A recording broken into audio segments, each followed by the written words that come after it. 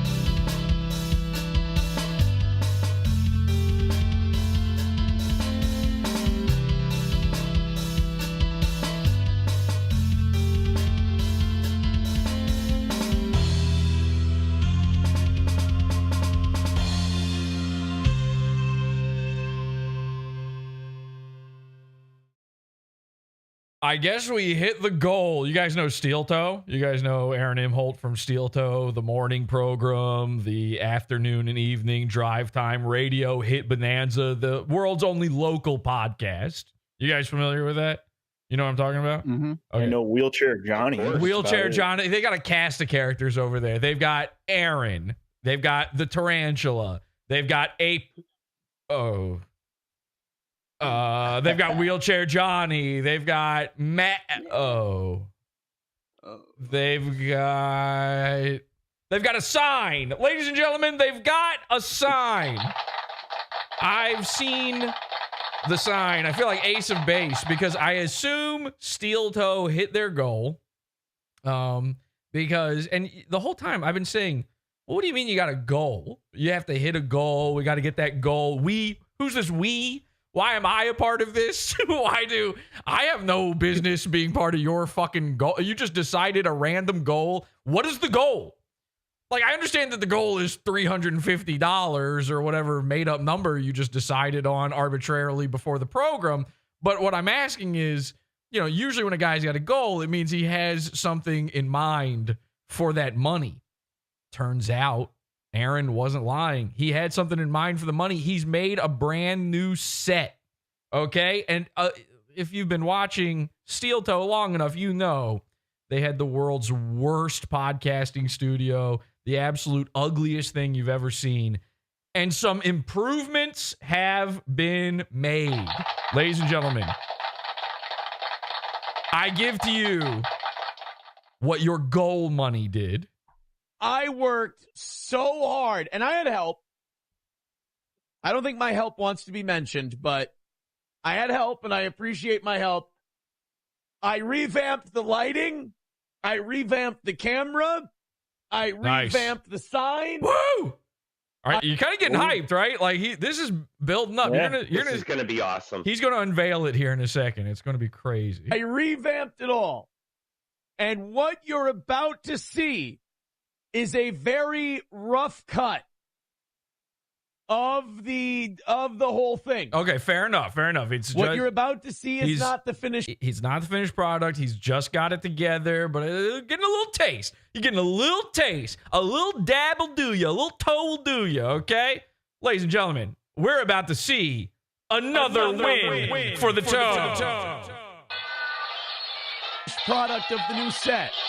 What you're about to see is not the like the end of the line. It's just the beginning, but I like that. Okay, well.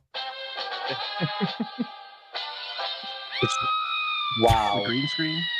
No, it's not. This is real. This is not a green screen. Oh, this is okay. 100% real. Earthquake. We go. Hello, everybody. No, okay. You can't play I just played the womp womp. You can't play the crowd goes wild. Welcome to the Steel Toe Evening Show. I love it. You've got, so number one, so by the way, the new set is a sign. It's not really a new set. It's a sign. Okay. I saw the sign. You saw the sign. It opened up my eyes. Now I want to shut them. When I was a little kid, this Ace of Base song, I Saw the Sign came out, right? And it was very popular. This was big. You'd go to a skating rink, you would hear it. All right.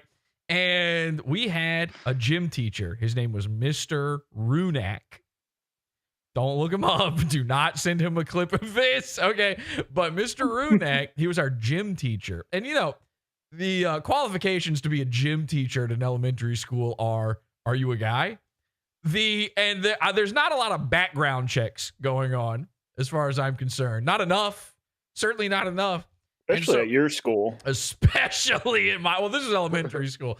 But if you know anything about some of my teachers, now Mr. Runak, he would wear the little short shorts. It's gym. Okay, fine, understandable. You could see his nuts. They were hanging out of the shorts, and he was digging at them. This man was scratching. He had an itch that there's no preparation on earth, A through H, couldn't take care of this thing. So we made a song. My first parody song ever. This is my Weird Al origin story. We made a song. This Ace of Base was hugely popular. I made a song called Mr. Runak, okay? And it went a little something like this. I saw Mr. Runak open up his legs. I closed my eyes. I was a kid. All right, I was a little kid. This isn't great or anything, but pretty good for a kid. So, you know, anyway, the point of that story is nothing. It has nothing to do with this fucking sign because there's nothing going on with this fucking sign.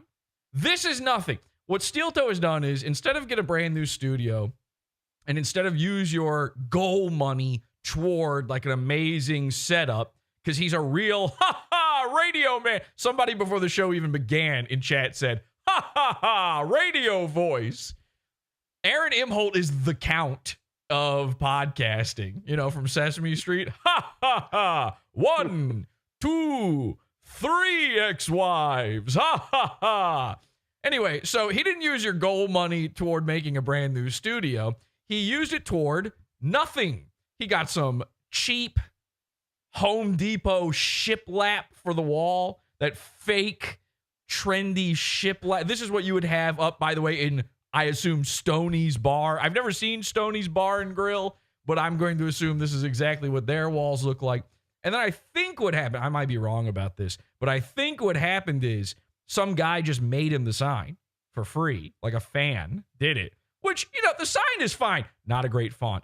The sign is fine. We'll talk about the sign. The font, holy shit. The sign is fine, but it's not a brand new. You can't do a big unveiling of a sign. It's not really that big a difference. And then he has the nerve to say, brand new cameras. It's out of focus. And then the worst thing of all, I think he has fixed this since. The worst thing of all, some guy went to all the trouble to make him this, again, local pub sign. It's a local podcast. It's a local pub. It's a fine sign, but it's the decoration of a hole in the wall. In fact, a better decoration would be a hole in the wall, but I have a feeling that's more of the decoration going on at the Rekieta mansion than it is over at the Imholte household. So he had the nerve, the disgusting, absolute. I mean, this is a crime against the guy who made the sign. He put his cheap $30 Amazon Basics microphone arm in front of the sign, in front of his own name, Steel Toe, the man's legal name, Steel Toe Show. And by the way, notice that, you know, it's the Steel Toe morning show, but then he also does a show at night. The guy making the sign was like, he didn't know what to do. He just put show and he called it a day.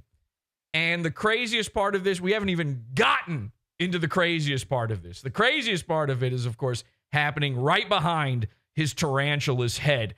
All that and more on tonight's show we've got for you. We got Steel Toe updates. I told Aaron specifically, I said to him, I can give you the key to making your new studio setup look amazing. It's Pod's Law. What is the one thing I know how to do? Even my worst enemies, my biggest detractors say, well, Pod might know a thing or two about studios. So I told him, if you follow me step by step on everything I tell you to do, I could make this look the absolute, it's polishing a turd, but I could make it look the absolute best it could ever look. Where's Wheelchair Johnny going to go, by the way? Is a ramp been installed? Somebody contact the ADA.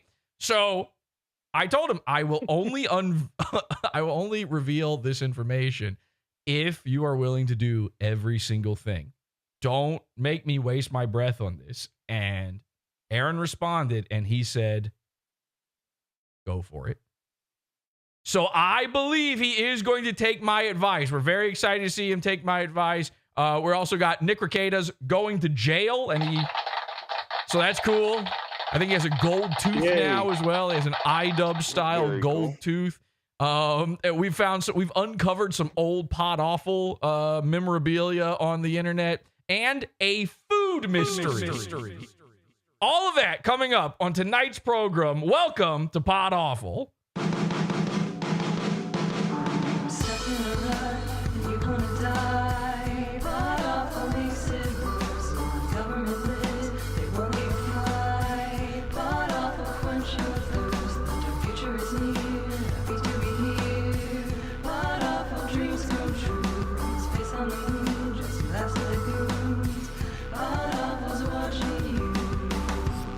I'd like to be Don Draper. I kind of modeled my life after him. Okay.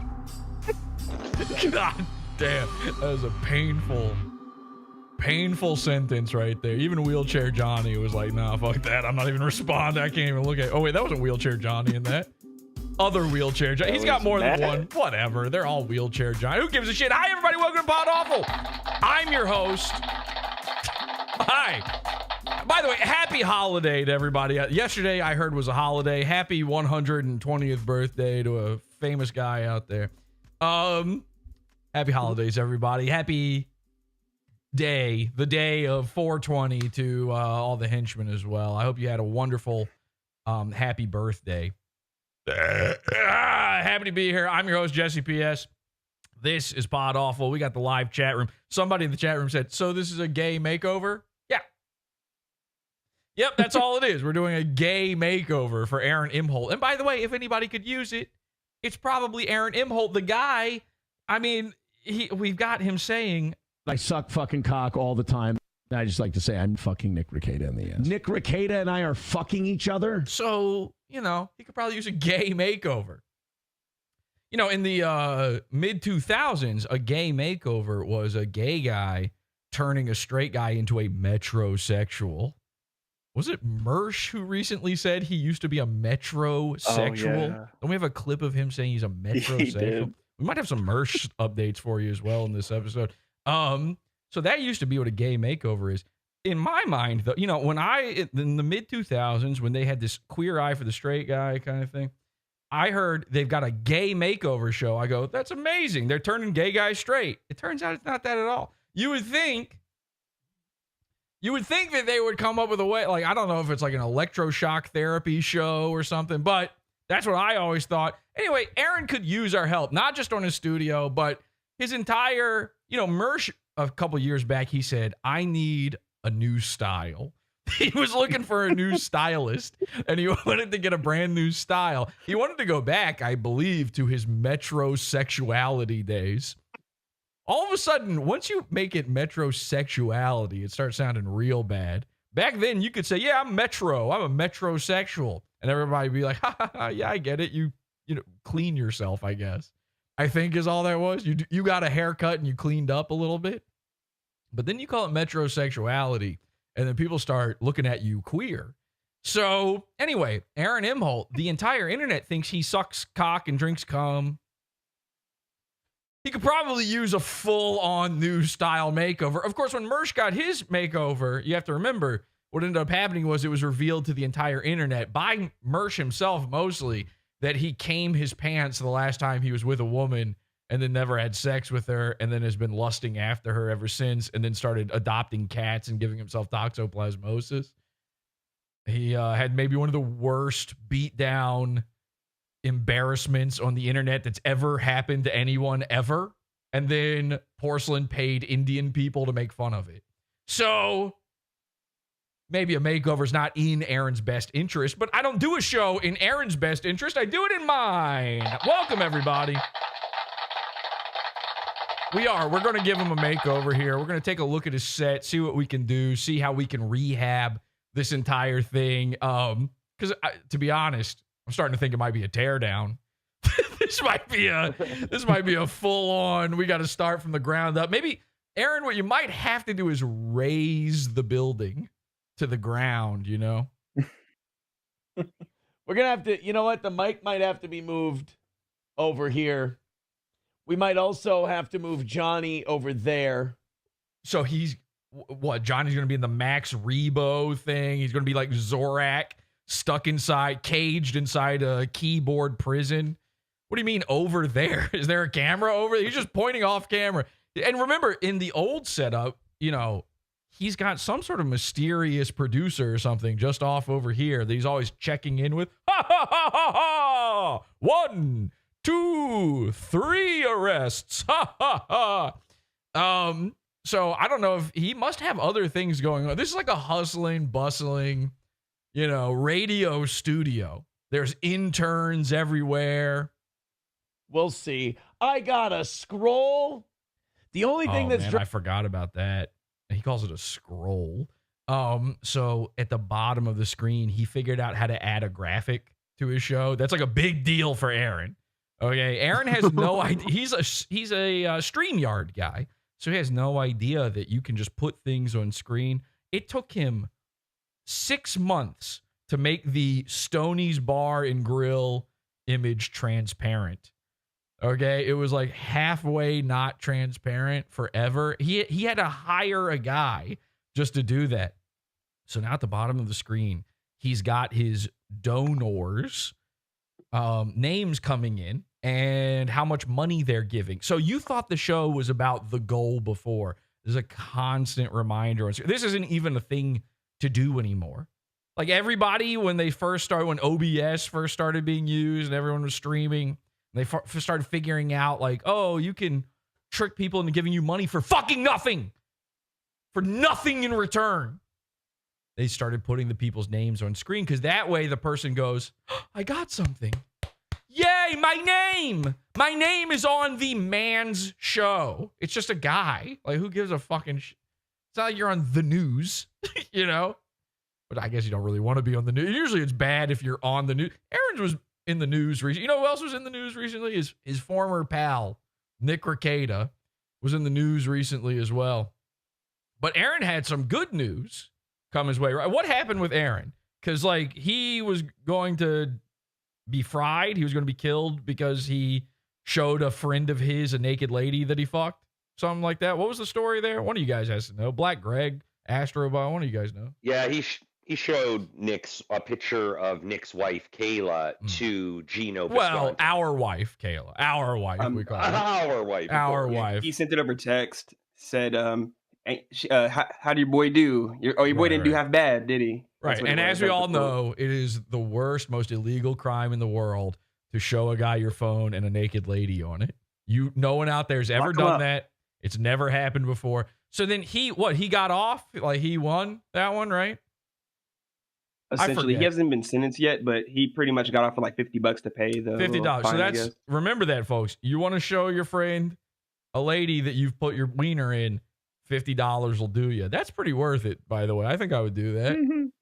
Yeah, especially if it was Nick Rekieta's wife, I'd probably pay that fine. By the way, if he had showed it to the entire, like, you got to think about it like this. What if he had shown it on stream? Would it still only be $50 because it was the first time? Was the price because he only showed it to Gino? Or did they like take one look at Gino and his weird headband hiding his bald head and go, okay, who gives a shit? All right, $50. That's fine. That's the lowest we can go, by the way. We would have said $0, but legally it has to be $50. Anyway, he became friends with the judge in his mind. He became friends with all the cops in his mind. And essentially, $50. How'd your boy do? Pretty good. Pretty good. I mean, that's not that bad. And then you've got Rekieta, who, my former lawyer, by the way, Nick Rekieta, who everybody, including me, said, like, damn, this guy got off real easy. He gave his kid cocaine. He, like, force-fed his child cocaine until it was coming through their mouth and then out their nose. The rare time cocaine goes the other way. The kid, apparently he was using it as shampoo in his kid's hair, the little girl's hair. He's rubbing it inside her fucking scalp until she bled. And also, I think they arrested him for having a dirty house, I believe was part of the charges. And everybody was like, wow, you know, you had drugs. This is like Schedule 1 possession with intent to distribute and manufacture or something like that. I'm pretty sure you had mysterious brown substances. The cops are also upset that you're just, you know, gross, that you're like gross as a guy. Nick is now claiming that the cops are like, we gotcha. He says that. We watched him on Dick Masterson, and he was like, they said, we got ya. Like they'd been after him forever. Like he's this mastermind criminal. And it turns out he is, because Nick got way, way worse than Aaron. Of the two of them, who wins? Really? Think about it. Because Aaron, $50, good. Nick Rekieta is going to fucking jail. I am high energy. I can't control myself. It's official. Jesus. He's going to jail. Okay? It's happening. So, and by the way, of the two of them, which one ended up with ape? So who really has it worse when you really think about it, ladies and gentlemen? I think Aaron got off easy. So he's feeling good. Too easy. And that's why we're not letting him get away with it. We are going to be critiquing this whole setup. Now, here's something you haven't even noticed. So they've got the scroll at the bottom. That's hideous. That's horrendous. There's an element to this whole thing you haven't even noticed yet. Take a look at this. Driving me mildly nuts is that the camera is still not dead right on balls even, but it is crooked. There's also a crooked element to it. It's getting close. You'll see we have the leaderboard scrolling across the... Oh, God. I'll do anything to be the leader. By the way, the leader shouldn't the leader be one of us? Didn't we send in like the most money ever to his show? Who was it? I can't even remember who did it now. Bottom of the screen. I think it was Scampus. Was it Scampus? Scampus sent in so much. Yeah. You'll see that when we bring stuff up. Why isn't Scampus at the bottom there? Up there it is. Look at this. He figured out putting graphics on screen. So does that mean if I ever am a guest again, I won't be squished finally? It's right there. There's no way. You'll be squished. Right. Oh, yeah. 100% I'm getting squished. Look, nothing in PayPal yet. Is it? Speaking of, by the way, is my setup looking dark? Is that just me? Is that like my vision? Or am I going blinder? Or is everything a little That's about right. darker? Might be a tad dark. Yeah. It's a tad darker. Turn the red light up a little bit. Nice and There red. we go. You know what? I'm going to do nothing, actually. Look at that. Busamak says. Speaking of lights, has anybody noticed the horrific thing going on? There's a little secret. There's a little Easter egg, okay? A little something extra sprinkled into the new sign. Says, oof, that looks terrible. I'll throw it up on screen here for you. You seeing this? Oh, You seeing what I'm seeing? Terrible. What the f***? Do you have any idea how? He's got Tinkerbell twinkling Christmas lights hiding inside the sign that you can, by the way, barely make out on camera. They're barely visible. So he's got the cheapest, oldest, world's worst LEDs. And I don't know if maybe the sign guy did this. Maybe Aaron did it. Maybe the sign guy was like, hey, listen, man, I can put in LEDs for you, but it's going to cost like this much extra. And Aaron's like, forget about it. I'll just buy it on Amazon. I'll buy it off of Temu if I have to. I'll go to Alibaba Express and get it. And then he actually ended up buying in bulk. He ended up buying $200 worth of LEDs, but they were each only 18 cents each strand. So this is horrific. How good this looks on my screen. Obviously, there's an improvement going on. Obviously, this is way better than Dirty Basement, which is what it was before. It was just a disorganized disaster. It looked like a divorced dad life was going on behind him, having these scrawled, horrific handwriting on the whiteboard and all that stuff. And of course, the infamous Nazi boot sign that he used to have, which is crazy. This LED, though, is a real problem. I'm going to go piece by piece on every little thing he's got to do here. There's one other issue going on, and we really haven't addressed this yet. Aaron is sitting in front of the logo for the show. And of course, the logo, I would say, you know, the boot, the steel bottom boot, by the way, for some reason, the entire bottom. That's a good detail, actually. So the guy made the boot. It's a physical, it's not just drawn on there. It's a physical object on the sign. And he went to the extra trouble to make the entire sole of the boot diamond plated metal, you know? And it does. It adds something. It's the best part of the sign. However, it's still a stolen clip art boot. Okay, so we had the opportunity. We had the full opportunity to take an artisan and have him just make a new boot for the sign. And he went, fuck it, I'll just keep stealing. And that's a problem. Step number one, I am going to need you, Aaron, to license the clip art. All right? You have to buy the license. Art parts. Look it up. It's in the episode. We did a whole episode about this. You need to license the clip art. You are stealing right now. This is a theft. And I'm starting to wonder if that's why he decided to plant his big bulbous head right in front of the boot, is to try to hide. He's covering up his crimes right now. It's the best looking part of the sign. Because then we go to the other side of the sign, and it's the guy. I guess the guy was just given carte blanche. The sign guy, you know, Aaron doesn't even know what a font is. You tell him, like, hey, what typeface do you need? He's like, I don't know. I don't own a typewriter. He has no fucking clue what's going on with this. So the guy just went, I don't know. And he went to his, honestly, these might be pre-made letters. He might have gone to Joanne Fabrics and picked these up. Michael's Arts and Crafts might have just already had these for like people who want to put their last name on the front of their house, which is always a great idea. And I do recommend everybody does that, and then let me send a DoorDasher to your house and take a picture just in case.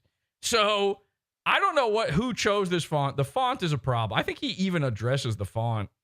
So I got this photography lighting years ago. The font is hilarious, someone says. Oh, he's talking about the lighting. Yeah, let's talk about the lighting.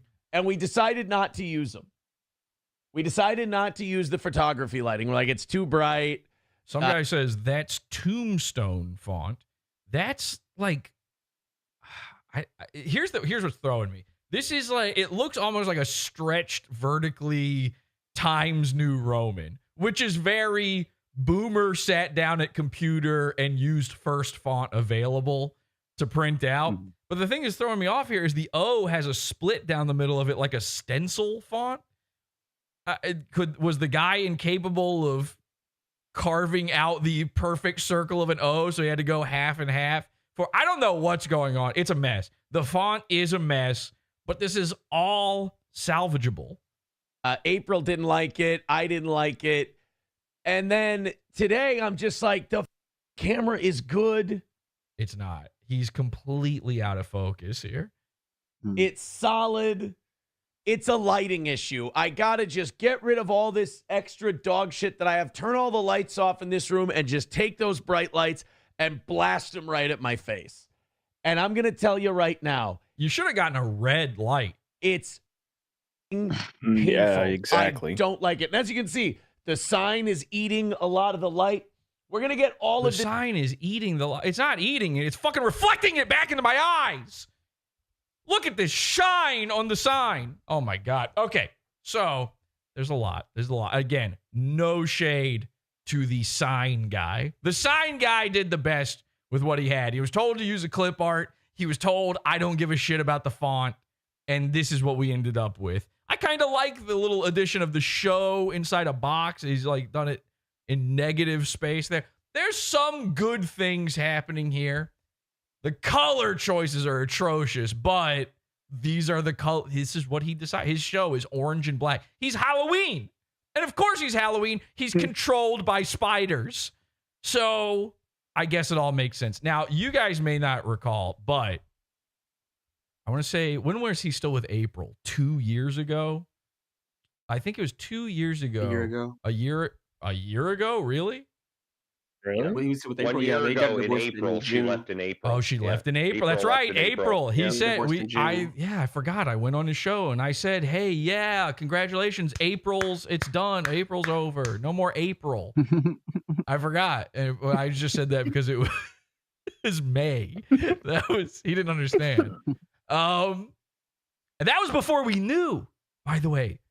I was like congratulating him on no more April, but nobody knew officially that she was gone or that all the Nick Rekieta stuff was true yet. That was all speculative when that happened. All right. So over a year ago, let's say, I had a concept. I said, here's what, this was back when they had the old backdrop. Remember they had this big printed, I wish he still had, that would be so funny if he had that printed out banner behind him again that's got all the co-hosts that are now dead and missing on it, starting to look like that infamous X-Men comic cover where it's like slain, killed in action, missing.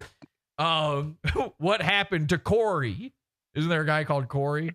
That was deep lore for me to pull out. If there's a guy called Corey Adam. Corey Adam. Walrus. What happened to Wheelchair Johnny? Where is he? He was slain by a sentinel. He couldn't wheel away in time. So I said, here's my concept for their studio. Here's what they need to do. All right. What they should do is they should host the they should host the show outside.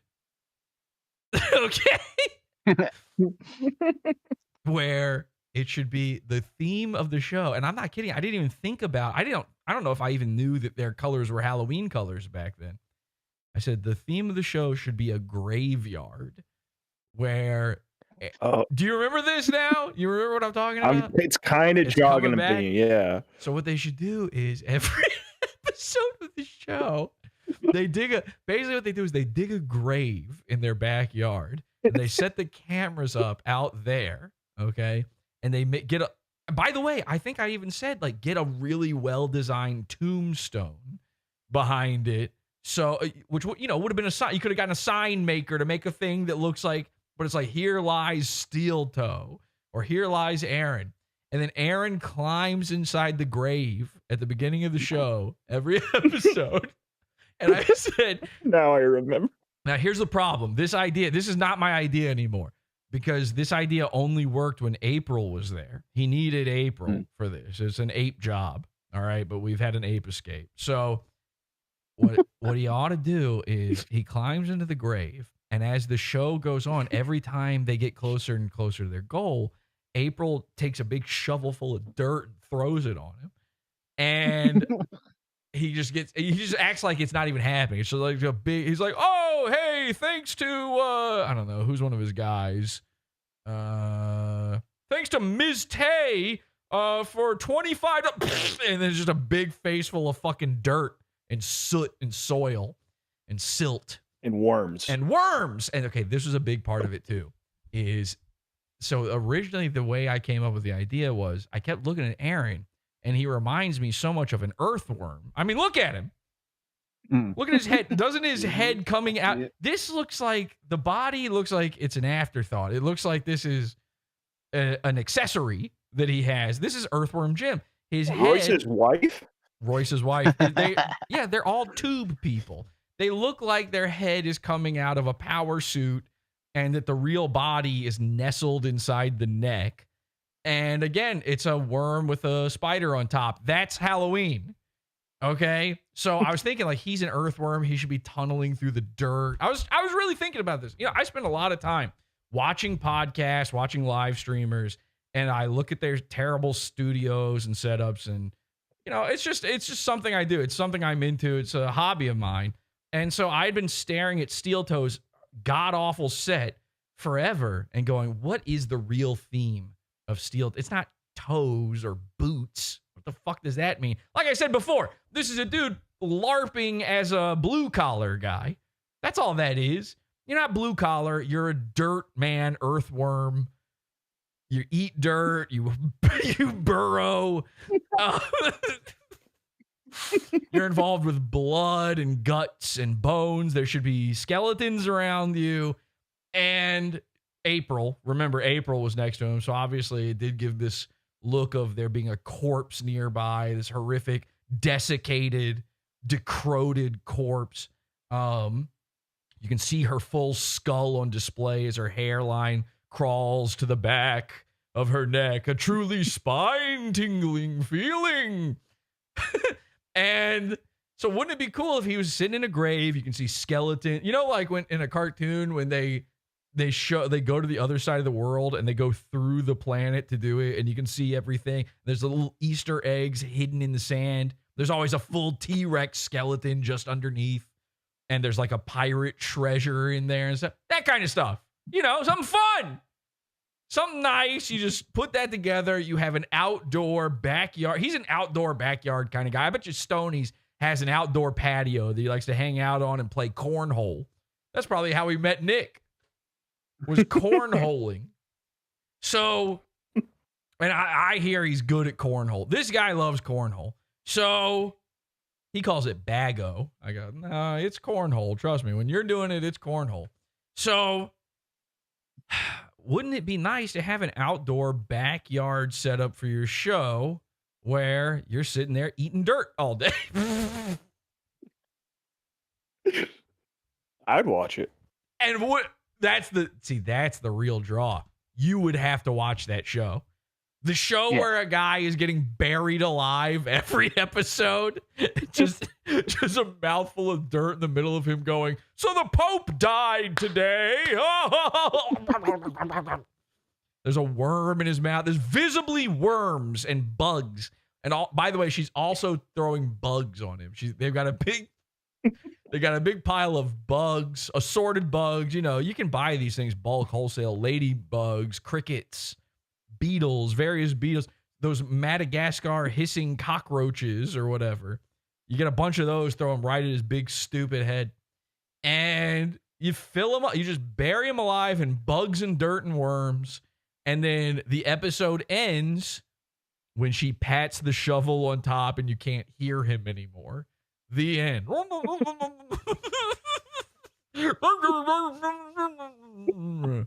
And then April wipes the sweat off her brow, plants the shovel into the ground, and you see her walk off inside as the music plays out. Anyway, that's what I thought they should do. But I've been informed that they don't have the budget for this. Okay? Apparently, they're not hitting their goals enough to have a dirt and bug worm budget. So I have taken that into consideration for what I'm about to give. I want to listen. Every single thing, every piece of advice I'm going to give Aaron during this episode is totally doable and achievable. You just got to do it. You just got to take the time and do it. Future. But right now, I wanted to frame the sign as good as I'll take 3 pallets of ladybugs, please. Yeah, we could. Because we were having that tilting issue. I'd donate to that goal. How could you not donate to the goal of burying a man alive in bugs? It's impossible. And then you see, by the way, I would even be willing, because I'm not a corner cutting guy. You guys know this. No half measures. Something I live by. Mm-hmm.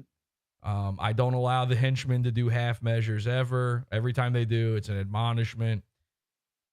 But I'm willing to make a caveat and say it would be still a worthwhile show if he was only buried up to his neck. Imagine his tubular head poking out of the dirt, wobbling around like that, like a wacky inflatable tube man. That'd be incredible too. And I wanted to get that. Because I know he would be like, Jesse, I can't have dirt in my eyes and nostrils and mouth, of course. Maybe my sphincter, but not. And then I would have to be like, Aaron, it's fine. It's only for like a minute. I'm not saying you have to die under there. Have a system with a pipe where you can breathe through it or something. I don't care. I'm not trying to get you killed. And he would come up with every excuse in the book not to be buried alive. And trust me, I've thought about it. We'll make sacrifices in order to get this done, but I've tweaked my ideas. Nailed down, and we were having all sorts of problems. So I thought, you know what? We're going to get this taken care of. We'll work the zoom if we have to. By the way, the zoom on this camera versus the zoom on the other camera. Oh my God. Oh, Jesus Christ. Because we've been you know how much he zooms? You know he's zooming on things. God. Holy shit, is it night and day? The business does that. By the way, as he says that, the camera zooms in on the background and defocuses on him. That camera must be going, I'm positive it doesn't want me to focus on this worm jiggling around in front of the camera. The camera thinks that the worm is right in front of the lens and it just accidentally got there. It's trying everything in its power. It's actually a very good camera. It's smart, it's an AI-powered smart camera that knows that there's no possible way that the host of a show could be a bug. Better. The show does better. Things level up. And you guys are, you know that if I get compliments, my head gets big, so you don't give me the compliments. But I wish you guys, like Buzamok and all these guys, I wish they could drop the act for a second and admit your boy didn't do too bad, did he? Okay, funny reference. I get it. Ha ha ha. However, you know what? He's right. He's right. This is like, you rarely see a goon improve.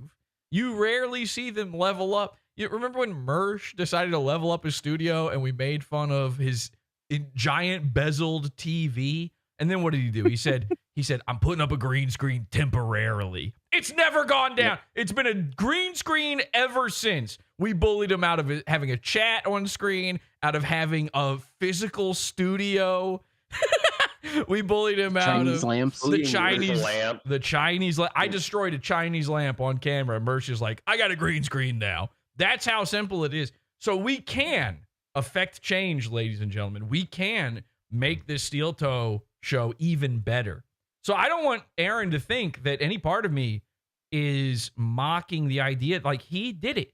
He tried and he did improve. And of course, all of that was done by the guy who made the sign and not Aaron. All Aaron did was hang up the sign. Really, we're just dealing with sign. But he's talking like there's going to be a whole multi-camera shoot where Wheelchair Johnny is suspended in some sort of sex dungeon swing across, which I would like to see. I might have to add that to the plans here coming up. If we could have him like Pinocchio suspended from the ceiling where he's animated, he does a little dance. Because, he's kind of sleepy. Wheelchair Johnny, listen, I get it. He's in a wheelchair. All right. But he comes to the show. He's high. He's got those horrifying eyes that kill. And every single time I see him, I go, uh-oh, time for a little nap. Because it seems like he's already taking one. Maybe if we could just get somebody to physically animate him. And he would love it, by the way. He would go, my legs, they move again. This is just, I remember when I could do this. He would, imagine that. That would be like a nice thing to do for a guy with disabilities. I think that's What was that? A simulator for him. Yes, a normal human man simulator. Thank you, Chris. Imagine that. Imagine getting the opportunity to walk again and to pretend for just, even if it's just a couple hours every day while your co-host is being buried up to his neck in dirt and worms, that you get to experience being a real boy. Melton, seething as usual, got him rattled. You're not the first person who's told me that. I had a couple people write me today that said, boy, you've really got him riled up today. He's mad. I thought A-logging someone was supposed to be fun. I thought if you went after someone, you were like the guy having fun. Why am I always the guy laughing at people? Why is that? Well, because you're a delusional freak. But anyway, so now he has made improvements. Let's be fair here. Aaron has fixed it up a little bit. We should probably show the more recent version of this. Here's just a random clip here. I admitted I was open with, I was like, which, by the way, I would have done from day one. And it does look better now a little bit. It's actually more crooked than before. The lighting is worse. He is, you can't, by the way, he's turned off the LEDs entirely, I believe. I would have done from day one. I would have admitted to what Yeah, there's no LEDs going on whatsoever. He's almost in focus, so let's give him that. There's more sign glare. There's more sign glare. It is worse. It is worse. The sign glare is worse. The sign does look worse now, actually, somehow. It actually somehow from the last one to this one, everything does. He technically he moved the cheap microphone stand, which is also good, but it does somehow now look infinitely worse, which is almost not possible. I did, and we could have moved on past this whole thing, but they had to add something on there that I didn't do, and I beat that one, and they dropped it, and they agreed. They said, all right, you didn't do that one, but did you do this one? And I said, yeah. They said, you put that on paper, we're good. I said, okay. Feel bad. I'm sorry. Stupid, terrible thing to do. I'd like to be able to admit it and move okay. So he's talking about his $50 oopsie here. on. And that's what we did. They've got him dead to rights on the felony. Yeah, to the point that we were, to the point where they were like, all right, forget the felony. I feel like maybe the prosecutor watches Nick and Mersh, and they were like, oh, God, if these dipshits think it's a good thing, I got it. You know what? Let's drop that. That's a good Somebody's theory. watching Mersh. I mean, yeah, come on. Even they wouldn't legally watch Mersh. Like, if they had to, for a court of law, watch Mersh, any judge, any lawyer in the land is going to give up about 5 minutes. Mersh starts making those mouth sounds. The cats start crawling around him. They're going to be like, okay, listen, just give him the chair. Who cares? Annoyed Wawa supervisor says nitrous huffing lawyer doesn't have the same ring to it, if I'm being honest. That's true. Nitrous huffing lawyer is not as good. Annoyed Wawa supervisor says Mersh has no room to criticize anyone. He couldn't make food stamps work and snitches to police.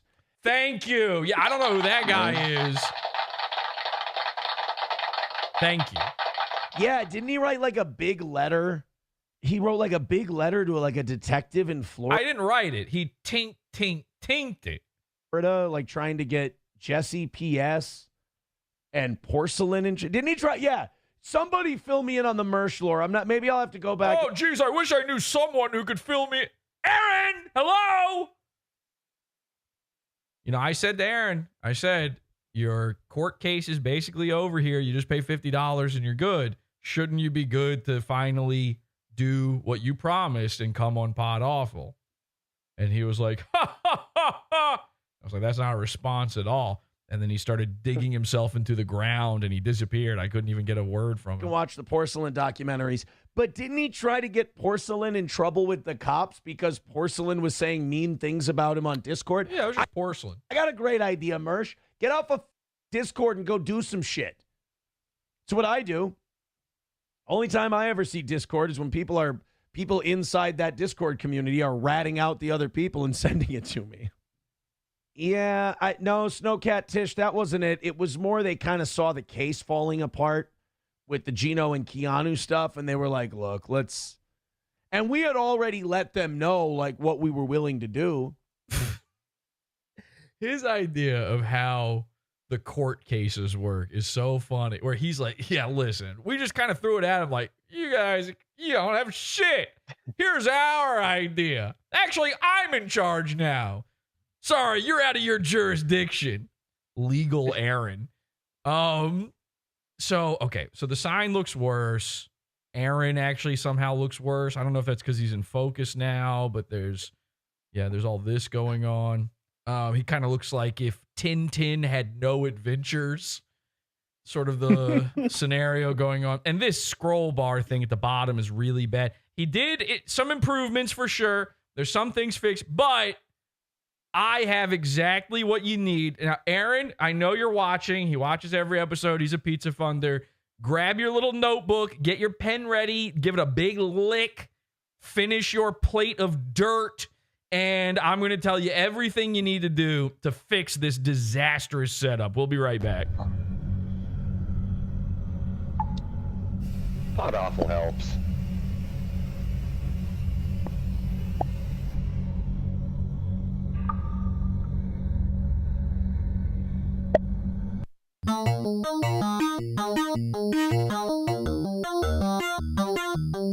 Is this a cult if I ever heard one? Yes, it is. It's a cult. I mean, it's the cult of cult.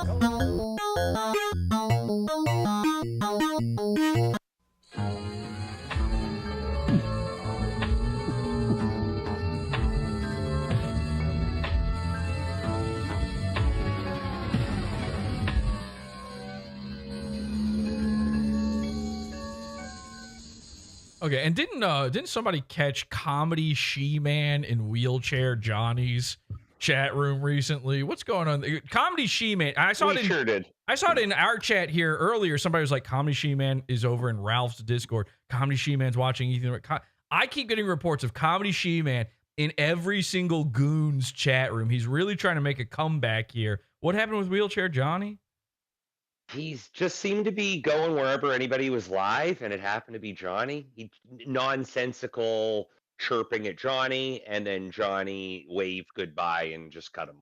So he got banned from Wheelchair Johnny's chat room. Banned. That shouldn't even for be nothing. Just hopped in and made fun of him for no reason. What did he say to him? Do you remember anything like he? No details. Just kind of trolling him. Whatever. You're Johnny. You've got crutch. Well, ladies and gentlemen, the Comedy She-Man episode is coming. I need a little bit more work, a little more time on it. But the episode is coming. If you don't know Comedy She-Man, he is the bottom of the Dabbleverse is Spurtopia. He's below that. He's the Dabbleverse's human punching bag. There's nothing going on with it, but he's actually our favorite guy, Comedy She-Man. He was chirping at me today on Discord.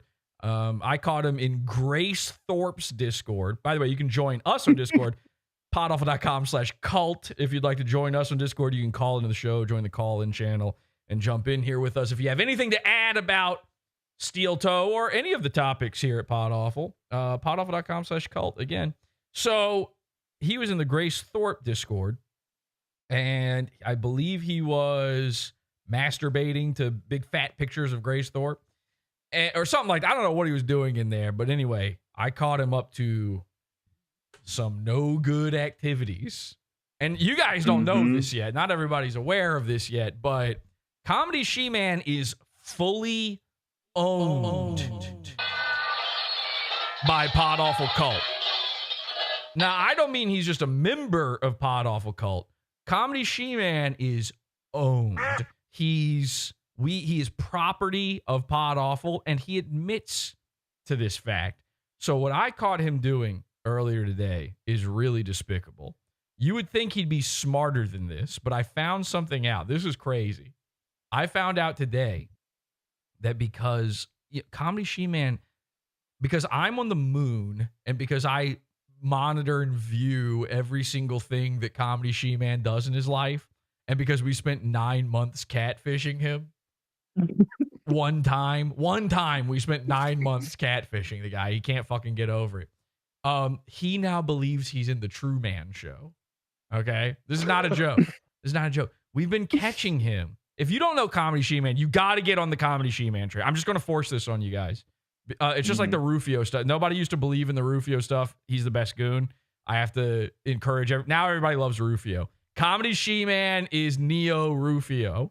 Okay? He's Rufio in the Matrix. It's amazing. And we're obsessed. We're way more obsessed with him than we are with Mersh or anybody else. Okay? Alex Stein wishes we were obsessed with him the amount that we're obsessed with Comedy She-Man. Now he's True Man. What was Truman's name? What was his full name in the True Man show? Sherman, I think. Sherman True Man. Something like that. Anyway, so I don't remember. It's been a while since I've seen the True Man show. So True Man, was played by Jim Carrey. And Jim Carrey, if you don't know, is not just a sex pest who murdered his girlfriend through gaslighting and herpes. Look it up. That's just true. I don't have the time to explain that one. But you remember when all of a sudden out of nowhere, we're going to get back to Steel Toe in a second. You remember all of a sudden out of nowhere, Jim Carrey was going around on all the news and all the red carpets and everything. And he's like, I'm not here. There is no one named Jim Carrey. I'm a Zen Buddha man now. Nothing is real and everything is a fabrication. I'm as real as the thought of a institutionalized child. Maybe we're all inside a retard snow globe. Do you remember this? This is a thing he was up to for like a while. Oh, yeah. Yeah, on the red carpet. Yes. So, I mean, it wasn't, everybody knows that one clip. He was doing this forever. Like, remember the Norm Macdonald episode that Jim Carrey was on, which is actually a great episode, but he was doing it there too, and Norm wasn't allowing it. Maybe we should do an episode about that someday, like the Stephen Merchant one, because it's a really great episode, and Norm is the only guy in that entire era to put Jim Carrey in his fucking place during all that stupid shit. And he finally did break out of it. I wonder if the Norm thing had something to do with it. I'll have to look back into that. But Norm was I can't remember exactly what it was, but Jim Carrey tried to do his like, I'm nobody, man. I'm like, there is no Jim Carrey, okay? And then Norm was like, yeah, but then how are you fucking sitting here? Then or something. like just got him.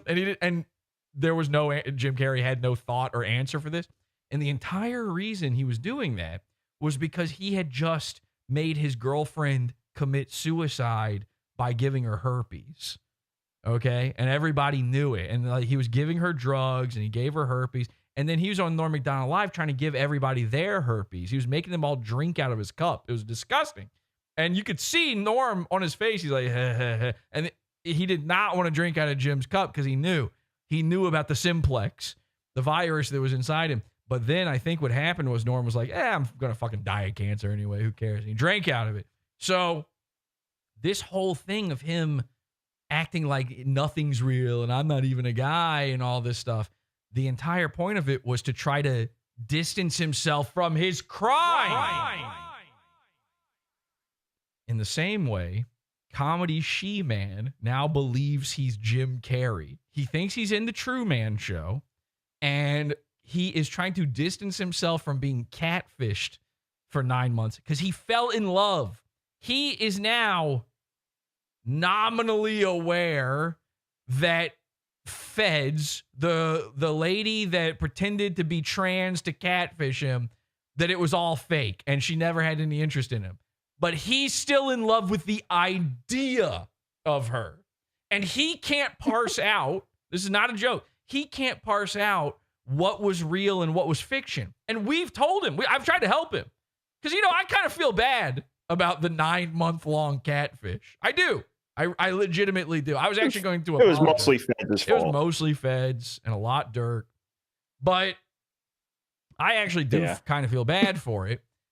I mean, 9-month-long catfish sounds amazing and hilarious. And, of course, it was. And it sounds worth it and like you should do it again. And you're right. But I do feel bad for it. And I do want to apologize to Comedy She-Man because I also, an interesting thing happened in that time. While Comedy She-Man fell in love with a woman that doesn't exist, a man lady that doesn't exist, I fell in love with the idea of the Comedy She-Man. He's like a perfect goon. He really is. I wanted to mold him into this character of the internet, and then he ran away from the internet. Well, he's been popping his head back up in all the different chat rooms. He's getting banned by Wheelchair Johnny. And now I keep getting reports. I keep getting screenshots. He's in all these Discord channels going, I'm not real, man. Nothing is real. 3 dimensions are an illusion. Oh. And he's pulling the full Jim Carrey. So I'm talking to him today. Let me find the little bit here. I was talking to him today. I screenshotted this. Where is it? Ooh, boy. You see, the Shaman channel on our Discord is like always pumping. It's crazy. Yep. That one's always alive. You would think it would be like Mersh or something. No, it's Shaman.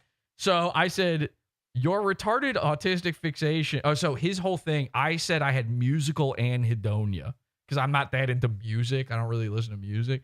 So he's like fixated on this idea that I just have anhedonia, which is like the ability to feel at all anything ever. I said, your retarded autistic fixation on not understanding musical anhedonia is a separate thing from general anhedonia while trying to pull a Jim Carrey style nothing is real man bit is wild work but expected. He replied, by the way, he's going by the name Ceramic Brushes now, Clay Combs, Ceramic Brushes. We clocked him instantly. He's saying, don't know if I've ever seen anyone be self-aware, to be honest. I have no idea what that means. Sometimes he's just talking to himself. So you got to let him say whatever. He's going to have a monologue by himself, and then you have to like get in there and have a conversation with him in the middle of his villain monologue. Then he says, oh, but it's cool for you to play Truman Show? So I said, ha, ha, ha, ha, fuck, wait, you're pretending to be Jim Carrey because you think I made your life the Truman Show? Ha ha. So today I figured out that he believes he's Jim Carrey. For real. For real. And twice now, he's tried to rejoin our Discord. A thing he said he would never come back to Discord, by the way. And he's now tried to join our Discord under 2 different alt accounts.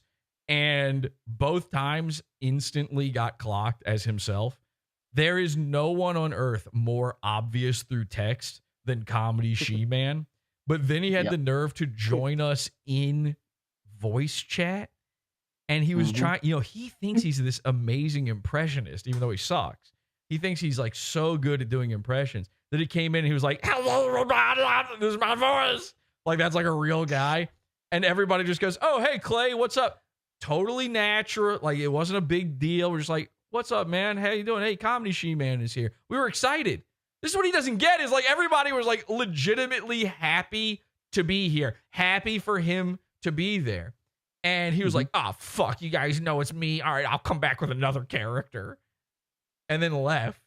And then yesterday, it's the big holiday. Okay. My kids, they've been put to bed. I take a moment. I go, you know what? Let me check the Discord now that all the festivities are over.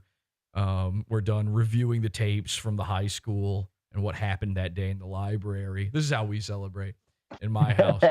And I took one look at Discord and nothing was going on because it was Easter. And I figured there'd be nothing going on, but I thought, let me just check and make sure. And there was one guy. There was one thing happening in the Discord yesterday. A brand new guy had joined. He hadn't typed anything yet. I took one look at his profile and I went, that's Comedy She-Man. Could have been anybody. We have people join every single day, brand new listeners every day, people joining the Pizza Fund all the time. I took one look at it. I said, that's Comedy She-Man. 2 seconds later, he starts typing. He's in chat. He sees that what happened was he saw that I was online. So he starts typing in show discussion. I see him typing. He says one thing. I go, I'm right. That's She-Man. And for the next 2 minutes, I'm just messing with him. He was like, what goons should kill themselves? And then somebody else, I think Bob was like, no, none of them. We like them. It's like fun. None of them. He just had a real answer. He didn't know this was Comedy She-Man. I responded. I was like, none of them should kill themselves, but you know who really should feel fucking embarrassed is Comedy She-Man. He's still in love with the woman who catfished him and blah, blah, blah. I'm like, clearly I know it's him. And he keeps responding as if I don't. And then finally, I tricked him into saying that the world isn't real because I knew he had been doing that. I said something about the world and he goes, reality isn't real. And I go, boom, got him. Comedy She-Man, I know it's you. And he's like, damn it, I'll come back with another character. He spent his Easter pretending to be a new guy in order to try to enact his Riddler-style revenge on Podawful or whatever. I don't know what's going on his head, but I will say this. I am apologetic to She-Man. I really am. I am going to do this episode about him because I promised I was going to do it. I told him if he broke our truce, this episode would happen. That happened. So we're doing the episode. But I feel bad for, like, he's so fucked up. It's like, it's crazy. And for a guy who thinks that nothing is real, I keep saying to him, well, if nothing is real, then your feelings and your pain about being catfished aren't real. So just get over it. And he keeps saying the past doesn't exist. I was like, nobody lives in the past more than you. You are obsessed with old radio shit. You're a Dabbleverse guy. You're obsessed with Howard Stern and Opie and Anthony and P.D. Green, a guy no one's ever even heard of. You're obsessed with a thing that happened a year ago with a woman who doesn't exist. If the past doesn't exist, then how are you this affected by it? So I feel really bad. It's like it's put a real psychological curse on him. And it's even worse than that. I'm not going to reveal it yet. We'll wait for the She-Man episode, but we found out, we talked to somebody close to She-Man in his life, and we found out something very, very embarrassing about his life. Join the Discord if you want sneak peeks. But unfortunately, there is some stuff going on in his real world. So I literally went into that Discord server today to apologize to him, to say, hey, man, whatever you want to think of it, you don't have to accept the apology. I am going to do the show about you because you did break that trust, but I will literally tell my people, it's like, leave him alone because it's too much. It's like with Mersh. He's too low down. It's too much. We got to give him time to build himself back up. You know, he's lying, saying he's coming back in June to do a show. He said that back in October, then November, then December, and then never showed up again. He's going to be off the internet for 2 years, just like Rufio was. So I'm like, let's give him a break. He really can't handle even the slightest criticism. No one is less brutally honest than a junkie. Comedy She-Man is not honest. He's a liar. And so he needs some breathing room. It's like it's crashing down around him too fast. But then I caught him. I caught him lashing out at people, trying to dox somebody else's mom at like maybe the worst time ever to try to go after someone else's mom. I promise you, She-Man, is the worst time ever to try to do that. So I said, hey, man, just apologize and move on, and everything's good. I don't think he's willing to do it. I think this is about to get really, really bad. Get on the Comedy She-Man train, everybody. Choo-choo, all aboard the Retard Express. So anyway, he was in the Wheelchair Johnny chat room. He's getting kicked out everywhere. He's looking for attention. Wheelchair Johnny, though, what is going on with Wheelchair Johnny? Where is he going to get set up in all of this? Let's go over the studio, okay? Now, he's sitting in the same area. This is Aaron Imholte. He's sitting in the same area on the Steel Toe show as he was before. He's just put up this one little square. By the way, I just noticed this. Oh, my God. This weird shiplap thing he's got the sign on is itself a thing mounted onto the wall. Like, oh, my God. Do you see that? What is this? Yeah, I just saw it. Oh, my God. A mount within a mount. We're double mounted. This is like Nick Rekieta and Aaron Imholte on Kayla Rekieta all over again. We're double mounted. Nick Rekieta and I are fucking each other. So, anyway, this is what is happening here? Seriously. And they came that way and a little bit more, and we were like, well, oh, you know what? Hard to say. Hard to say no. Veldrain with $1 says Nick is a great guy unless he has access to narcotics, social media that feeds it. Okay, I think what's happening here is, remember he had that shelf. He had that shelf that all that crap sat in. So I think, that shelf is like a built-in. It's part of the bait. You can't remove it. So I think that might be the shelf there, but it's still this weird, bizarre thing he's mounted to the wall. So we've got a sign on a sign. Basically, that's a problem that I was not aware of before coming up with this plan. Here's the deal. We're too close. Okay? Now, Aaron, you and I know we're not the closest, compadres or anything. In fact, I don't think you trust me as far as you could throw me. But I don't need to be this close to you as a man. The camera is too fucking close. Now, he said before that it's zoomed, that it can, oh man, this camera can zoom like you wouldn't believe. So maybe it's all the way across the room and he's just punching in. Look how far away I am from RoboCam. Okay? I couldn't reach it if I tried. It's so far from me right now. Aaron, what are we doing? What am I looking at here? Why am I inside your nostrils controlling your webs like your tarantulas? I don't want to be involved with you this deeply. And imagine you did have a co-host on there. Where is he going to go? In your lap? So there's a lot that needs to be done here. Ladies and gentlemen, let's bring out the big board. Bring it out. Oof. Let's go. We got to really go over Oh this. no, Aaron. Oh no. Uh-oh. Big board looks great, Colonel. All right, let's really, really dive into this fucking thing. Holy shit. Look how bad. Now, the paint job on this is not great. You see, Or is that just the shininess? Well, it's both. So the shininess Okay. is revealing paint errors. I'm going to guess the sign guy, again, God bless him. I'm going to guess he didn't really know what he was doing when it comes to paint. He can build. Paint isn't really his forte. There needs, and by the way, the entire sign, it's a little too clean. Now, I'm not saying that it needs to be filthy, which I'm sure it will be soon. But bring over wheelchair Johnny, let him rub his boogers on it. Nothing like that. I'm just saying. he seems like a boogery guy. I'm just saying that for the look you're going for, this sort of dilapidated, hole-in-the-wall, pub-style look, which I don't think you're aware that that's what you're going for, but that is what you're going for by accident. For that look, there needs to be some grunge happening here. We need some texture going on. The guy, number one, it should have been a matte finish painting on this. That's part of the problem. That's why we're getting this studio light glare. He's already admitted that his lights are way too bright. Move them further away. Okay? Yeah. So here's what we need to do.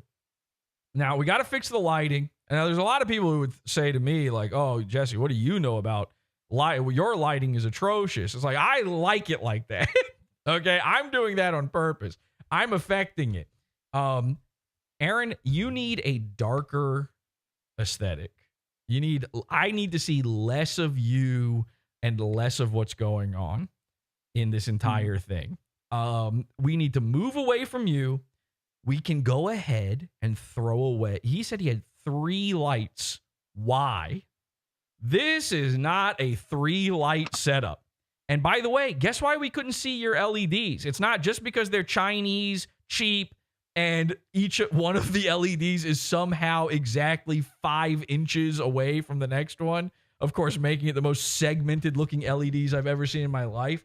It's also because there is a giant light shining on them. Now, I'm assuming that black line around the border, is a groove in which the LEDs are hidden. I have to assume that's what's going on here. So assuming that, what we need to do is we need to put in, and this is going to take work, but you do need, if you're going to use the LEDs at all, and I see you've already shut them off. That seems like a waste. Number one, the first thing you could do is replace the LEDs. You got cheap ones, replace them. Get the good ones. They're called Cobb, I think, C-O-B, I believe, are the good ones where they're closer together. It looks more finished. It doesn't have that segmented, I'm 12 years old and decided to make my room look like my favorite Twitch streamer LED strip. I just stuck it up on the bare drywall look. Put a white filter, what do they call it? A diffusion panel over. You got to cut it into little strips, stick it in that groove, and diffuse the light. This is cheap and easy to do. Everything I'm recommending here is either something you can do right now or do for like $20. All right? And now this is the part that's going to kill him. He's going to hate this, but he's got to do it. You can't sit in front of that boot. That boot. Yep. Yeah. That boot is your logo. Not this shit. Not the world's worst font. And by the way, you want to hide some of this glare? Put your big fucking earthworm head in front of it as well.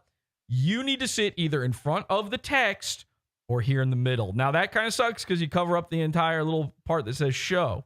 My recommendation to you is sit in front of the text. Here's why. Text reads even with something blocking it. We know your show is called Steel Toe. We see that S and L and the T and the E on either side of your earthworm, and we're going to still know it says Steel Toe. You put your head in front of a cartoon boot that's made of multiple materials, and nobody knows what they're looking at. And that's the best looking part of the sign. Move over. Slide. Doom says he can't. He has to.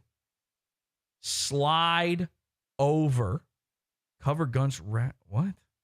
I have no idea. There's some guy just shouting things mad in the chat room right now. I have no idea what he's talking about. Slide over, okay? Show the boot. And when graphics go on screen, you cover the boot, not the name of your show, with the graphic. All right? Now, this is going to be even tougher for him. He's really going to hate this. We need to move back. We need you. By the way, you're too physically close to this sign. Like, there's no way he's got enough room to scooch in here. He must be sliding in just barely.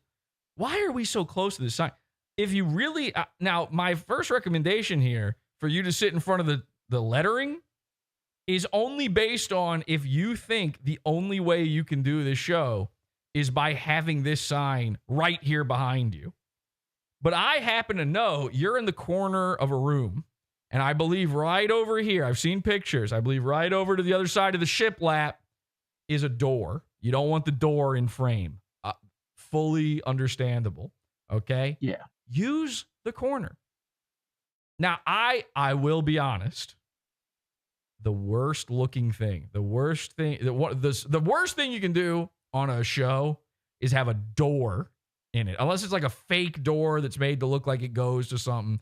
Like having a real working doorway on your show looks so insane. I can't even explain it to you. It just looks cheap. Right. It looks like you couldn't find anywhere else to go. It looks like you are in the boiler room somewhere. And like any minute now, some guy might walk in and be like, you mind if I do my laundry? So you don't want a door. But one thing that a lot of shows do that's really, really bad, all of the terrible comedian podcasts do this. They're in a corner. They got a guy here and a guy here, and there's a corner in between them. It's actually the worst look. They all look like this. They all do it. You name a fucking comedy podcast, it's probably at some point at very least had a corner in there. You don't really want to do it. Aaron, it doesn't matter for you, okay? I'm making an exception. You are low enough on the totem pole. You look like a totem pole, by the way. Somehow you simultaneously look like the very bottom of a totem pole and the top, which is often a bird. So you look like you're carved out of wood. This is why I want to see you coming up out of the ground. So maybe get a totem pole. Show the corner of the room, put a totem pole in the middle. You've got the sign on one side. Somebody can sit there. You can get another guy. If Wheelchair Johnny's ever coming over again, you put him on the other side. It's fine for you to do. Again, my big recommendation is never, ever sit in the corner of a room. Here's why. It's the fucking cuck corner. I just like to say I'm fucking Nick Rekieta in the ass. I suck fucking cock all the time. I'm getting divorced and April's dead or April's not in the house. So you don't want to be in the corner. It looks like you've been a bad boy. However, it's better than what you've got going. This is too much. We're too close. I'm going to assume you don't have enough room the other direction to move everything back. Open it up to the corner. Let's get the corner in there. Then you don't have to cover much of the sign at all. You can have two cameras, two angles. Okay?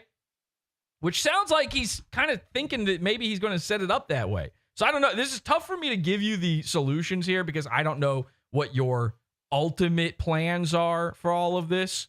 So I would recommend, if you're going to keep it basically with this flat shot that you've got going on right now, that maybe you do what I'm going to say. And if they're going to open it up to more things, let's do a full corner shot. You can leave the sign where it is. Here's what we're going to do to the sign. And this is, again, you're going to have to take it down off of the wall. You're going to have to take it out to the backyard. You're going to have to dig a grave and lay this over top of it, then lay underneath of it, make a prayer, bury yourself in dirt, then come back out. You're going to have to do some real work for this. You need to dirty up this picture. Here's what you do. How do you save this font? I know you can't cut out new letters. I'm not going to expect you to do it. Mask. Use tape. Mask off the letters. Okay? Mask them off. Take a slightly lighter color than black, whatever it might be, like a gray color or maybe even a darker orange than what you've got going on here, and spray paint the color around the letters so it leaves an almost drop shadow like effect. All right? That's going to thicken these letters up a little bit, give them a little punch, a little life. It's still going to be a terrible font, but it's going to dirty this up a little bit. And then you take a black spray paint and you just give it a just random spots, just let it get dirty, just little bits of flecks of paint on it, just so this doesn't look so fresh. Because here's the thing, if it looks old, then anything bad about it looks like it's a problem of its age and not of the fact that it is bad. Okay? This is a secret way to hide your flaws, is by accentuating them. You're not going to be able to do the matte finish. You're not going to fix this glare on it ever, because you have to have the light in front of you somewhere. Dim the light, sit in front of it, paint the sign. The shiplap is terrible. Now, it seems like the shiplap is mounted to the wall. I don't know how mounted it is. If you really want to go all the way, and again, no half measures, bring the shiplap down off of the wall. Take it outside to your backyard. Sit it over top of your grave. Paint it, okay? Paint each board on it, give it a nice little coat of paint that's slightly different from all the other. Go full shiplap with it. This is a half-assed shiplap going. It's going to look bad either way, but I know you're going to want to use this, all right? I'm just telling you what to do here. Do not cover any portion of the sign with your microphone arm. That was good that you moved that. I would say that the LED is actually a completely unnecessary step. It doesn't fit with you don't need RGBT lights going on, swirling around behind you. That doesn't fit the theming of things here. That isn't what you should have. By the way, now that I know that the shelf is still down there, I would reutilize the shelf. You can have a few knickknacks, but they have to be good knickknacks, not silly, stupid, cheap stuff. You can have about 3 decent knickknacks, and they better not tell me anything about what you think you are as a person, or I'm going to laugh at you. They better just be things that you think look cool, okay? Because when you tune into these shows and a guy's got an IKEA shelf behind him, and it has 15 exact objects where, it's Tim Pool. By the way, this is the Tim Pool background. This shiplap. Isn't this what Tim Pool's room looks like? Oh, no. Doesn't he have something like that? Maybe a sword. Exactly that. So, yeah, Tim Pool is so fucking insane. All right, this dude, here's the problem with guys like Aaron, with guys like Tim Pool. They don't know who they are. They don't know what they're about. They have hobbies. This is the craziest part. They've got hobbies, they've got stuff they like, and they still don't know what type of guy they are. Mersh, every single week, trying to become a new guy. He's a cologne guy out of nowhere. He's a crypto guy. Tim Pool, on his wall, has a guitar and then a like musket crossed with a sword, which doesn't even make a skateboard, maybe. Yeah, a skateboard. You're none of these things. You're none of those. Nobody looks at you and goes, "Oh yeah, he's a pirate." Why do you have a fucking blunderbuss on your wall? Why do you have a cutlass on your wall? And then I see the guitar, and I know Tim Pool. I know in my heart of hearts that Tim Pool does music. He's got music videos and stuff, right? You're not a guitar guy.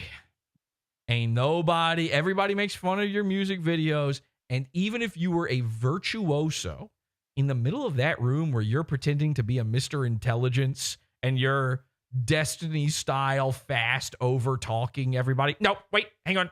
Let's back that up real quick. Don't say anything bad about Israel. When you're doing that, you can't be a cool guitar guy. That's a different vibe of guy than and you can't be. By the way, I'm just gonna say this. Nobody's gonna enjoy this, but you can't be bald and be a guitar guy. I'm sorry. We know what's going on under the beanie. Okay, it doesn't disguise you in public. your infamous Superman glasses style beanie, or somehow if you just take it off, you're now able to go to the grocery store undetected. Everybody knows. And I'm sure there's people in the chat right now are thinking to themselves, they're thinking of every bald guitarist ever. You're not understanding. I'm not saying you can't play guitar as a bald guy. I'm saying you're not a guitar guy. You can't be displaying your guitar. You're too old looking to be rocking, is the point I'm making. Nobody's looking at Tim Pool and thinking he's rocking, okay? You are, Aaron Imholte, you are about half a step away. Whatever your inclination is for what should happen inside this room, it's bad, and you're on the precipice of making Tim Pool style errors here. I see where this is going. I know where it's going. Move your graphics over to the right, and this is big too, by the way. Get this fucking scrolling monstrosity off of my screen. Do not let me see this ever again. Okay? These names going by, you don't have to have the name. Nobody cares. Nobody gives a single shitting funk if you put their name up on it. You probably forget to do it half the time. I don't know if this thing even automatically updates. If it's required, of course not. They're great. Yeah, he does it automatically. He does it himself. Every time you forget it. You're never going to remember. OBS. You're never going to remember. I'm competent, and I don't remember to update the thing at the end of the show. Okay, and I only have to do that once a month, and I forget to do it. So, but it's new for me. It's new, so that's why this is new for you. You're never going to remember or update this thing properly, and Aaron, let me put it to you like this. People are watching you with a fine-tooth comb. They're going through every one of your streams looking for any little slip-up, any little mess-up. And one day, you're going to put the wrong number from the wrong person, and they're going to say that you're faking your donos. Why give them the ability to track this at all? Just lie, do whatever you do normally about the donations, about the goal.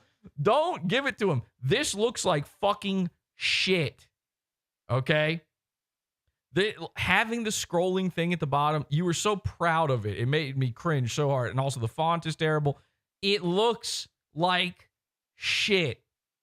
And I know what's really going on. And this is the saddest part, ladies and gentlemen.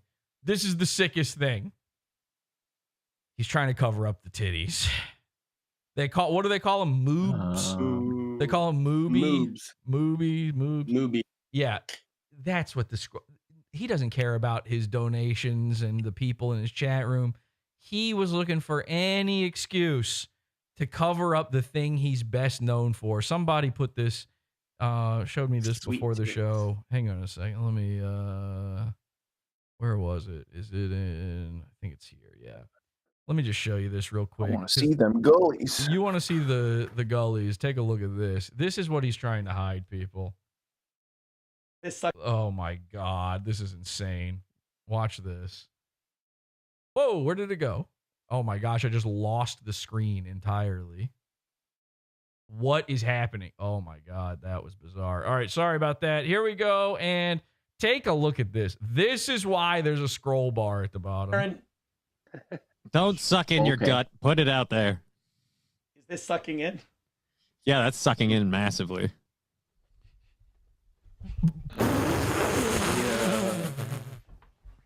Honestly, it's not even that. It's not even that bad, but it's a thing. It's a thing. You know it's a thing. Everybody makes it a thing. They're going to know. You wore a binder for a while. You're wearing a breast binder as a straight cisman. A Revenge of the Cisman. So please, Aaron, make these little. Now, if you plan to open this up and have a whole other section, let me know what your plans are, and I can tell you exactly how to fix those too. I'm not trying. This is not a full-on tear down rehab. What I'm doing.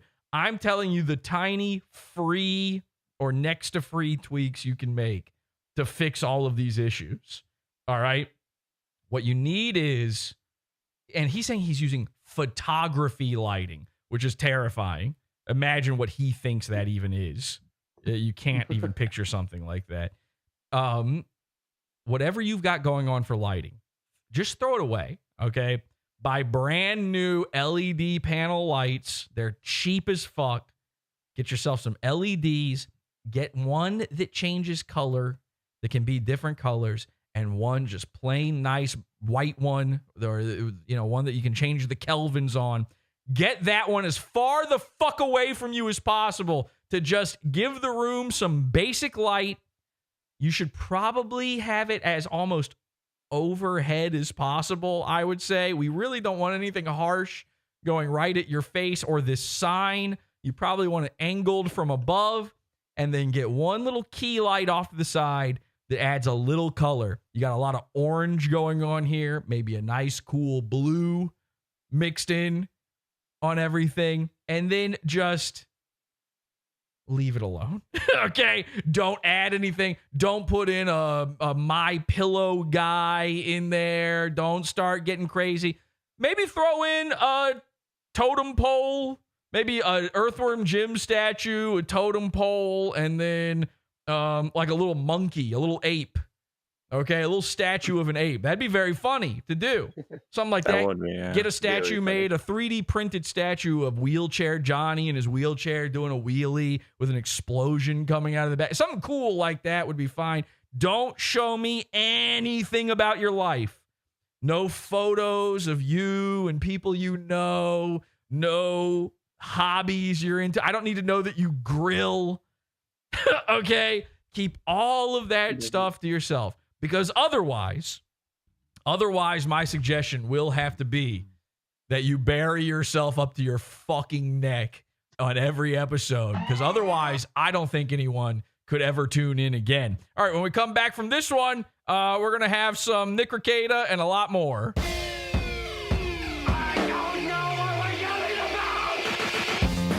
Support the show. Join the Pizza Fund. Podawful.pizza. Pizza.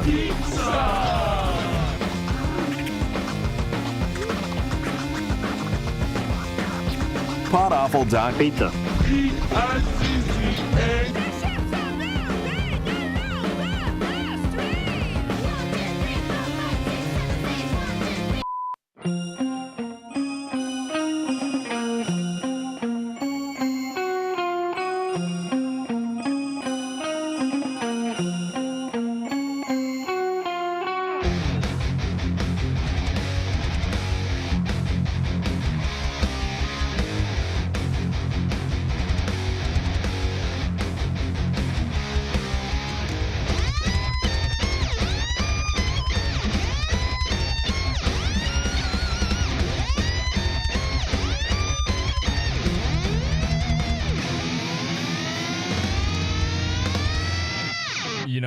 Dick Champagne in chat says orange doesn't go with anything. The worst color he could have picked. You're so right. I'm trying to do the best with what we have to work with here. Someone says, why does he even bother? I mean, what do you guys think? I mean, what do you think about my ideas do you think he'll even attempt them? Are they good ideas? What do we think? He's not capable. He's not capable. He's too lazy. Yeah, you ask him to they're spray all paint great, and he'll he's just too never lazy. get around to it. Yeah, it is. Yeah. All these guys are too lazy then, to do shit like this, unfortunately. And additionally, you called it out earlier with the sign, the O that had the little sign through it that looked like a stencil. Yeah. That O is like the guy put a space in between the whatever the fuck he like worked on it before, and it's a O from a different fucking like font pack is what I'm saying basically. You think that's and a also different font entirely is what's going on there? 100%. And then if you look at the alignment as well, it's slightly up. That's just the O. It's slightly raised up too. It's not aligned properly, so it looks my stupid. God! You just Good now catch, you should have Greg. said this back when we were looking at it. I now need to see. I didn't even notice that. He needed time to analyze. It does look like it's actually he might have cut out the black spaces in the sign, and is that what's actually happening? It's Like impossible. it's to like know a for sure. an I think it's orange raised. seat where the letters are cut out. I think the letters are raised. Maybe. I think they're sitting up Raised, on top okay. of the sign. I believe. I saw the sign. He posted a picture of the sign before he hung it up, and I think Okay. you could tell then that they were. But I don't know. Listen, it's again. I'm trying to we're working with what we got here. We're trying to do the best. But the point of it is this. I'm giving him the tools to improve. And he can prove himself by even doing a little bit of it. Again, no half measures, but no credit to only attempting some of it. But Aaron Imholte is also the guy who we sent coleslaw to and laughed about it and ate it and asked for more. So if anybody is capable of maybe going in the right direction, maybe doing the thing that we want the goons to do, then maybe, just maybe, it is, in fact, Aaron Imholte. I know that seems unbelievable to the Dabbleverse guys, to the NLO guys, but I think it's possible. And I think him even attempting to make a new studio in any regard like this, I think it says something. I don't know what it says, but I think it says something. I think this is a man who might be changing his ways a little bit. Now, unfortunately, no matter how hard we rehab his studio, his content will still be dog shit, and there's nothing that can be done about that. Here's Nick Rekieta, who is now going to jail. It's finally happening, everybody. Good. Our long national nightmare is over. Take a look at this. It's Nick Rekieta. He's back on the air. How's it going?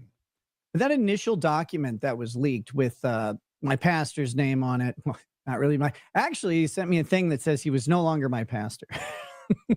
What a dick. That guy could get, by the way, nothing nice to say about him. Somebody in chat says do a blue screen and black light. Please, no matter what you do ever, Aaron, never attempt to do a green screen. Not just because they look terrible, because I know for a fact you'll never, ever be able to do it.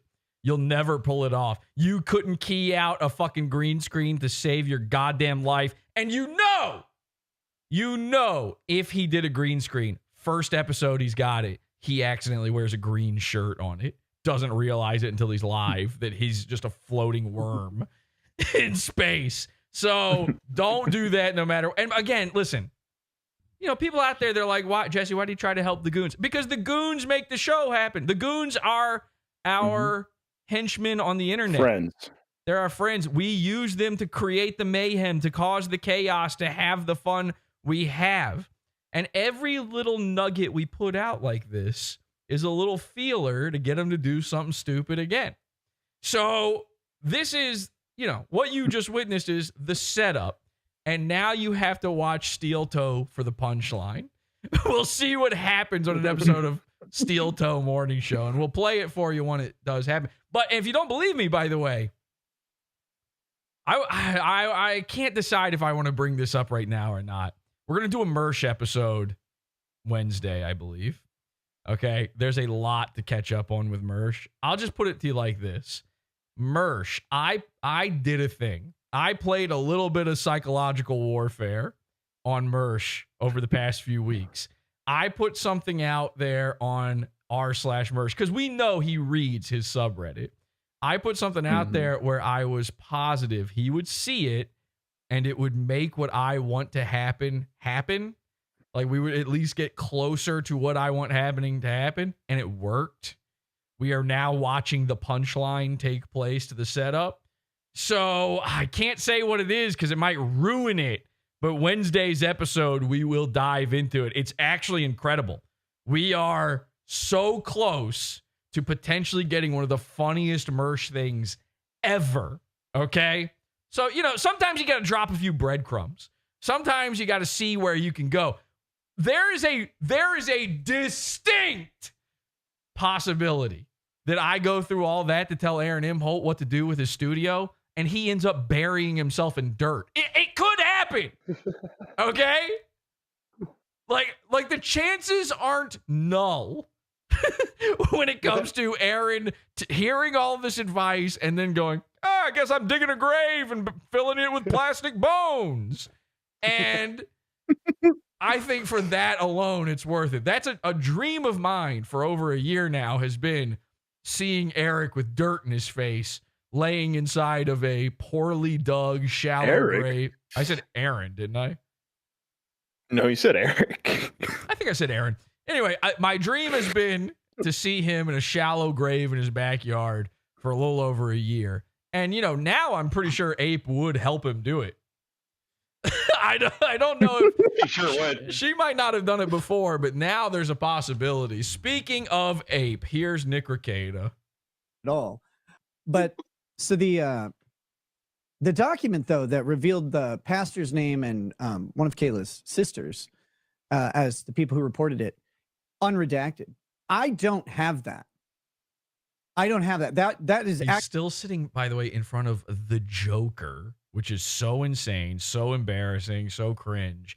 And Johnny Depp, which I understand that he's in front of a Johnny Depp painting because he got more famous off of covering the Johnny Depp trial. But when you really think about the look of all of this, like there's a certain, whether you agree with it or not, there's a segment, and it's large, of the population that thinks Johnny Depp abused a woman, that he beat the shit out of her, that he forced her against her will to poop on his own bed. He punched her in the stomach until she turded his bed. And so for Nick Rekieta, who's been going through what he's been going through, to sit in front of a picture of Donald Depp, that is actually would be illegal. For and when you put him next to the Joker, you know, why don't just combine the two paintings? Why not paint Johnny Depp to have Joker makeup on? Because that's what you're really saying. This is a Tim Pool style studio. What am I into? Woman beaters, the Joker, and a cat. And you know, the problem he's got going on too is, he's got like some shitty 3D printed man holding the scales of justice, which like justice is a lady. So I'm assuming that's him. He's so fucking egotistical and insane that he 3D printed himself as being the arbiter of justice. By the way, you're going to fucking jail!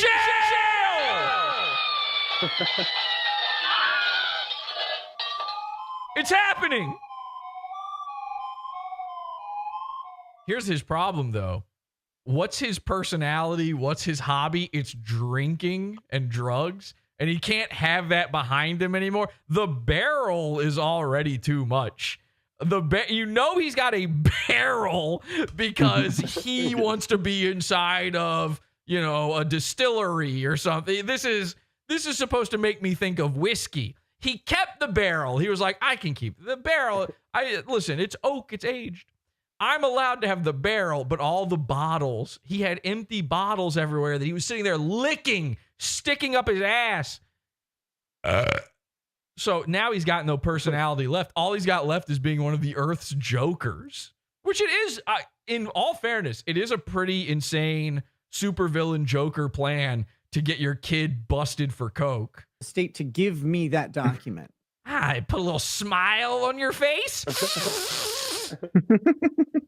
Unredacted, the way it was leaked out. Oh yeah, that was the problem. It was actually everybody else that was the problem, not me, the criminal. The day after I was arrested. That leaking is actually illegal. Okay, you know what else is actually illegal? You want to talk about actual illegal stuff? Did that violated Minnesota statutes that were... You think Minnesota's bad? Try federal. We're supposed to protect the people reporting. But just to give people an idea of why at the beginning of this, I was so at the beginning of the day incensed at what happened and how he was so what? Beginning of this, I was so incensed. Oh, I would assume you were incensed because you're like one of those patchouli loving drug addicts where you were lighting it up, trying to cover up the smell of the badissi going on inside your bedroom so your 5 kids didn't have to smell the horrible smells of Aaron's leftovers. At what happened and how it came about. At the end of the day, of course, okay, all right. We're at the end of the day already. Oh, it is what it is. We're so close to is what it is-ing. We might have to pull up the song. I'm the guy who had the cocaine in his house. So it's my fault. You see that? The very lawyer-y way of saying that. I had it in my house. You had it in your nose. Okay? You had it in your child. Forget your house. That's on me. But literally, it's on you, it's in you, it's in a safe, it's in your kids. If you complain April's credit cards about something, that doesn't mean that the other things that happened aren't true. But at the beginning of this, I was very angry for lots of reasons. Now, one, I got caught. Now, I just want 2 people were laughing at me for my wife being our wife. wanted it to be done. And by the way, from now, she's not Mrs. Rackets, Lady Rackets, or any of these gay little names. She's not even Kayla, okay? From now on, I want it screamed from the hilltops. When you see Nick Rekieta on stream, you should be referring to his wife as our wife. How is our wife doing? Is our wife going to make an appearance? Does our wife still live in your house with you? Isn't it kind of strange how little you hear from our wife anymore? Is she officially barred from being on the stream the same way you are not barred from being a lawyer? To catch my drift. What's our wife up to? And was ready for it to be done. I've been looking forward to Friday since January. Now every day is a Friday for you. What the jail thing was a little bit of a surprise. The thing that makes you mad is that the jail thing. The jail thing. You mean you going to it? Well, now here's the incredible part. Okay, so if you don't know, Nick Rekieta is going to jail. He was sentenced to, now this isn't crazy, but it's bad. You're a lawyer, you're a father, you got 5 kids, you probably have no previous record whatsoever. You thought you got off entirely for this horrific coke thing. 30 days in jail is pretty bad. Now he's got 2 days time served, okay? Anybody would be upset about 30 days in jail. That ain't a weekend in jail. That's pretty bad. But Nick Rekieta also has another stipulation to all of this. He's going to be on probation for 5 years. Which means he has to be sober for 5 years. And he has to do it while being around his family. Not happening. Nick Rekieta went 30 days in jail? Awesome. Yes. Wait a second. I have to be sober around my own wife? No!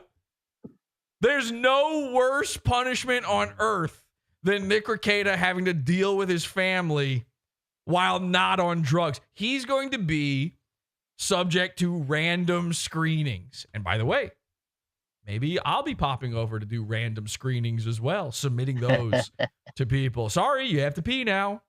We're going to send a henchman over. He'll be so used to having to do random screenings at this point that he'll just assume anyone that shows up to his door with a cup, he legally has to pee in it. You could show up with a Dixie cup and he'll be like, all right, I guess, solo cup. He's like, oh my God, I want to drink so bad. Pee, pee, pee, pee, pee, pee, pee, pee, pee.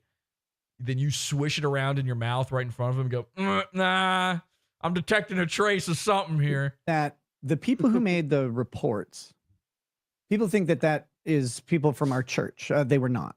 I know exactly who all of them are. And I'm going to kill them. I'm the Joker, baby. And the crazy thing is, every single story that was... Somebody needs to check the fish in Nick Rekieta's area to see if they all have big red smiles. Reported as part of that initial report. The report that got the cops to start investigating me, which then led to them seeing the live stream, in which I had a really shitty day. And send Frank Hazel. Yeah, make Frank Hazel go drug test him. Stupidly used substances to try and compensate for that while going live. Bad choice. Very, very bad choice. But the people who reported that, the stories that they told, the ones that are out there, like me driving lethargic and then excited, like lethargic and high is what it said. Well, it didn't just say you? That. You were. They're all based on truth. Oh, okay. Well, case closed. Enjoy jail. And again, jail for Nick Rekieta should be that he has to stay at home with his family, completely sober, monitored 24/7. And why can't it be? Why? You know how sometimes like a judge will come up with like a clever, creative punishment, and they just let that happen sometimes. I've always been confused about that a judge can just invent new punishments for people. why is it never that a judge says like, okay, for the next 5 years, you have to live 24/7 on camera, live stream to an audience on the internet where they're able to send you fish toys. Why aren't you allowed to do that as a judge? Is that in their powers? I have no idea what a judge can do. It's very confusing to me. It's in their powers. They could do it. Could a judge say, we do have to watch you at all times on camera, live on YouTube. We have to see your life. And by the way, you have to show off your bathroom safe. There needs to be a 24/7 bathroom cam. All knowing lies that were generated by people who had no idea about any drug use at all. They had no idea because it turns out they were right. Were they psychic? Did they? I mean, how fucking, what a gold mine they hit on to just throw that dart randomly. They actually were suspicious of my relationship with April. Somebody drug test him right now. He's eating cereal with a fork. So they decided to use that to involve the government to police my relationship decisions. Thank God they did. And that should be happening way, way more often, by the way. And I'm not joking. I want to have everybody in a polycule rounded up. In fact, one of the people directly involved told the CPS investigators that their purpose... Okay, you've got enough on the fork. He's really going for this. ...was to, because of the suspected relationship, take the children away from Kayla and I. That should have happened. He says these things. It's incredible. He is so delusional. He says this shit as if everybody should just agree and understand that, like, no, I should get to keep my kid. No, you shouldn't. Your home was a drug den. By the way, I think this about people who smoke weed in their house and have children. You should not be allowed to have a kid. Your house is a drug den. What do you think drug den means? Okay, we have the phrase. It exists. Your kids are in there. Everybody knows, like, it's, you know, a common trope that a kid gets into the liquor cabinet. Maybe having a liquor cabinet's a little weird, actually, when you know your kid is going to sneak into it and see what's going on. You know what kids don't sneak into liquor cabinets? Kids who don't grow up in homes with no liquor cabinets. Doesn't happen. Never have. I never once broke into my parents' liquor cabinet. You know why? They didn't have one. Because that's a thing a freak does. You're a loser. How is a liquor cabinet any different than a drug safe? It's a drug drawer. You're a Dick Masterson drug drawer, man. Yeah, it's the same. It is the same. You need a whole cabinet for... Okay, fine. Maybe one bottle up high on a shelf where no one else can reach, where a little baby cannot reach it. But you need an entire special area. These people who have a bar built into their home. It's like, you're so into drinking that you need to feel like you're serving yourself. You're the barkeep. You've got your towel back there. You're like, Malone at Cheers. I seriously believe, like, anybody with a bar at their house, you know, they've got in the basement or the side, you know, room, or they built into their garage or whatever. It's a real bar like that. You know, there's been at least one time where they're sitting there and they're using the bar rag and going, "What'll it be, Chief?" And then hopping over the bar and going, "I'll have," you know, naming their favorite drink, and then hopping back over and going, "Okay, I'll just put it on your tab." And like, they're having fun being an alcoholic, playing pretend by themselves. You don't need a bar. You don't need a bar in your house. Imagine that with any other drug. Imagine the equivalent with any other drug, and you instantly see how gay and retarded that is. Picture the same thing with weed. A guy has like a head shop set up in his basement. He's got the glass cabinet. He has to tell himself, like, these are actually water pipes. Wink, wink. You're not a cop, are you? You know, you got to tell me. It's so for tobacco. Gay. It's gay. I would be embarrassed. I would be embarrassed as a kid to grow up in a house where my dad's playing barman with himself. It's psycho. And I get it. Like, oh no, we entertain guests. You can fucking pull it out of a cabinet and hand somebody a drink. There's no need for, I know we said liquor cabinet, but you know what I mean? Like a cabinet in the kitchen. You know which one? The one over the microwave, the useless one. That's where you hide them. Put them back behind. Too high for the kids. Too high for the kids. Too annoying to reach into. You hide it behind the olive oil. We're good. All right. I'm not even telling you not to be a disgusting junkie, by the way, which is what you are if you drink. But we don't need an entire aged oak barrel in the home. Okay. We don't need the accoutrement. Yeah, I just, I smoke a little crack here and there. So in the basement, I'm actually having it redone. I've got in one corner, I had a guy build the world's worst sign for my podcast. And in the other corner, I've recreated it to look like a back alley so that I can enjoy my crack. Same fucking thing. Yeah, we've got, I made this one wall. It's like we exposed the brick and then we put conduit up on the wall and a meter. An electric meter is there, and there's graffiti on the wall, and I sit in front of it and I smoke crack. There's actually real used condoms on the floor down there. It's pretty cool. It's actually got a good look. It reminds me of the 60s. So authentic. Yeah. Because you saw Madman. And you said, I'm sort of a Don Draper myself. I modeled my life after Don Draper. And then fucking wheelchair Johnny 2 doesn't even acknowledge you. He's like, he had a globe. He had a globe next to his Eames lounge chair. You open it up, it had an ice bar and fucking all the drinks and the mixers. He could make a cocktail. He made a martini, a dry with an olive in his globe. It's like, okay. I actually kind of appreciate, you know what? I appreciate that Nick Rekieta had the decency to have a drug safe hidden inside of a bathroom, inside the master. Honestly, I'm kind of on his side a little bit with it. The part where it got into his kid's hair, getting suspect there. I guess the safe wasn't working. I've said this from the beginning. You know they never closed that safe. They defeated the purpose of the safe. If the safe is just wide open at all times because you need constant access to what's inside, then really did we need to ever put the dial on it to begin with? Imagine being the safe cracker who shows up, the cat burglar, goes to the Rekieta mansion, rappels in from the skylight, is hanging there in front of the thing. He's got his stethoscope on, ready to listen to the dial. And then he's like, oh shit, it's open. He just reaches in and grabs it. I'm out. That's what happened.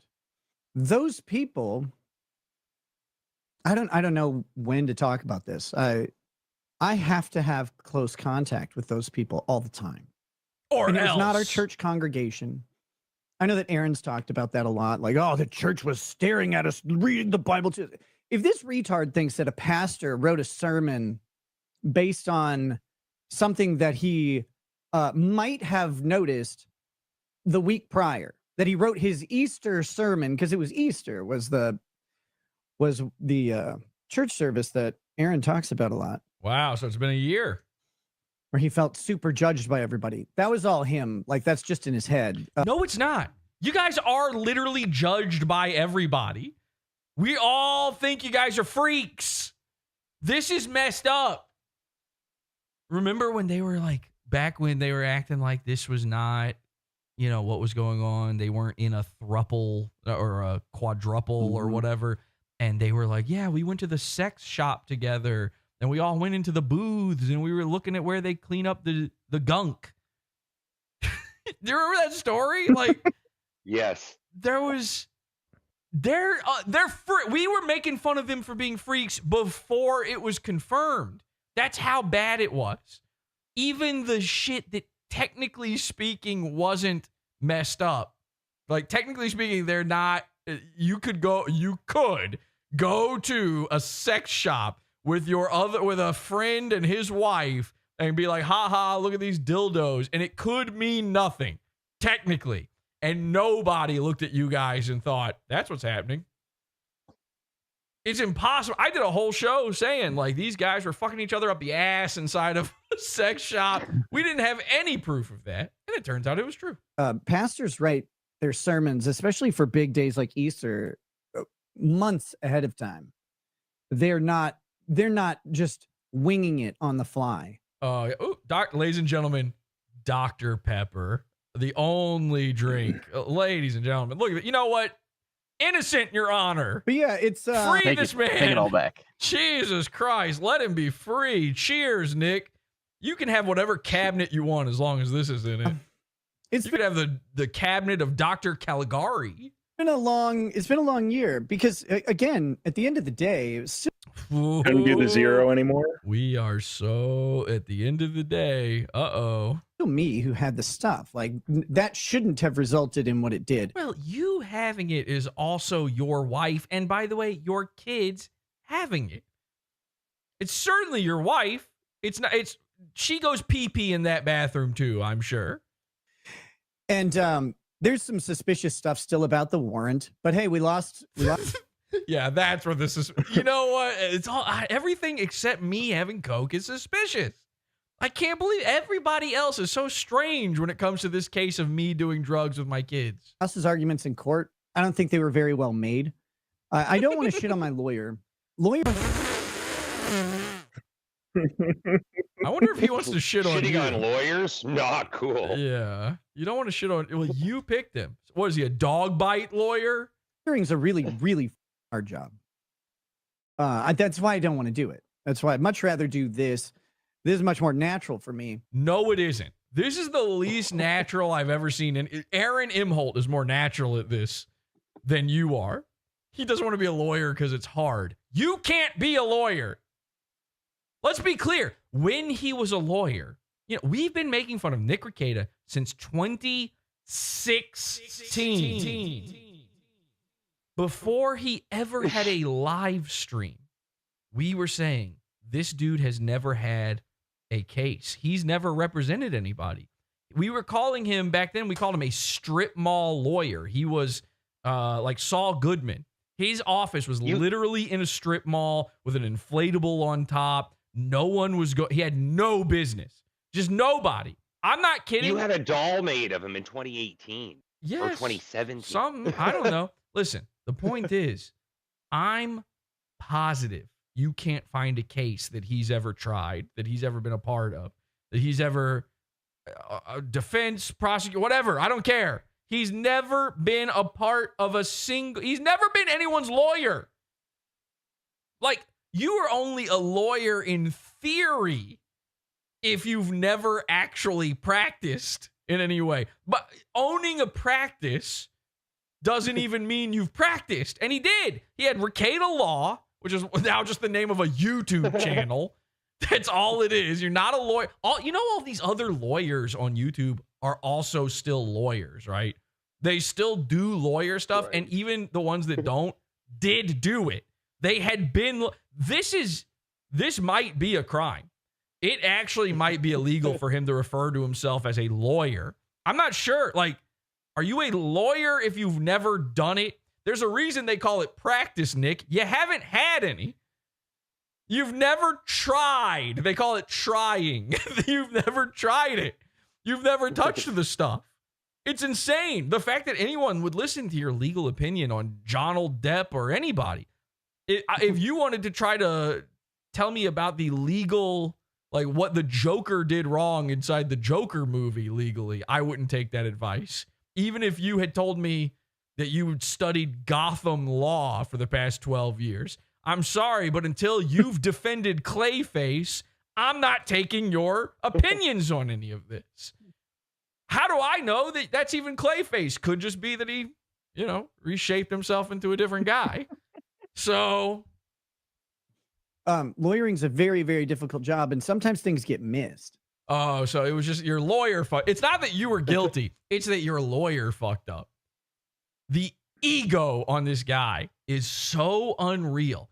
And you know what it reminds me of? This is crazy. Remember the MDE, the World Peace sketch, where Charles is going to jail, and he's like, Not me. Nah. 6 years, 12 years, million. Doesn't matter. Couldn't be me. What is that one? Do you remember the one I'm talking? It's like in black and white. That's going to be Nick. They're going to be hauling him off to jail for his 29 days, 28 days, or whatever it is. And he's going to be like, I've actually never gone to jail and never will. His hands will be in cuffs behind his back.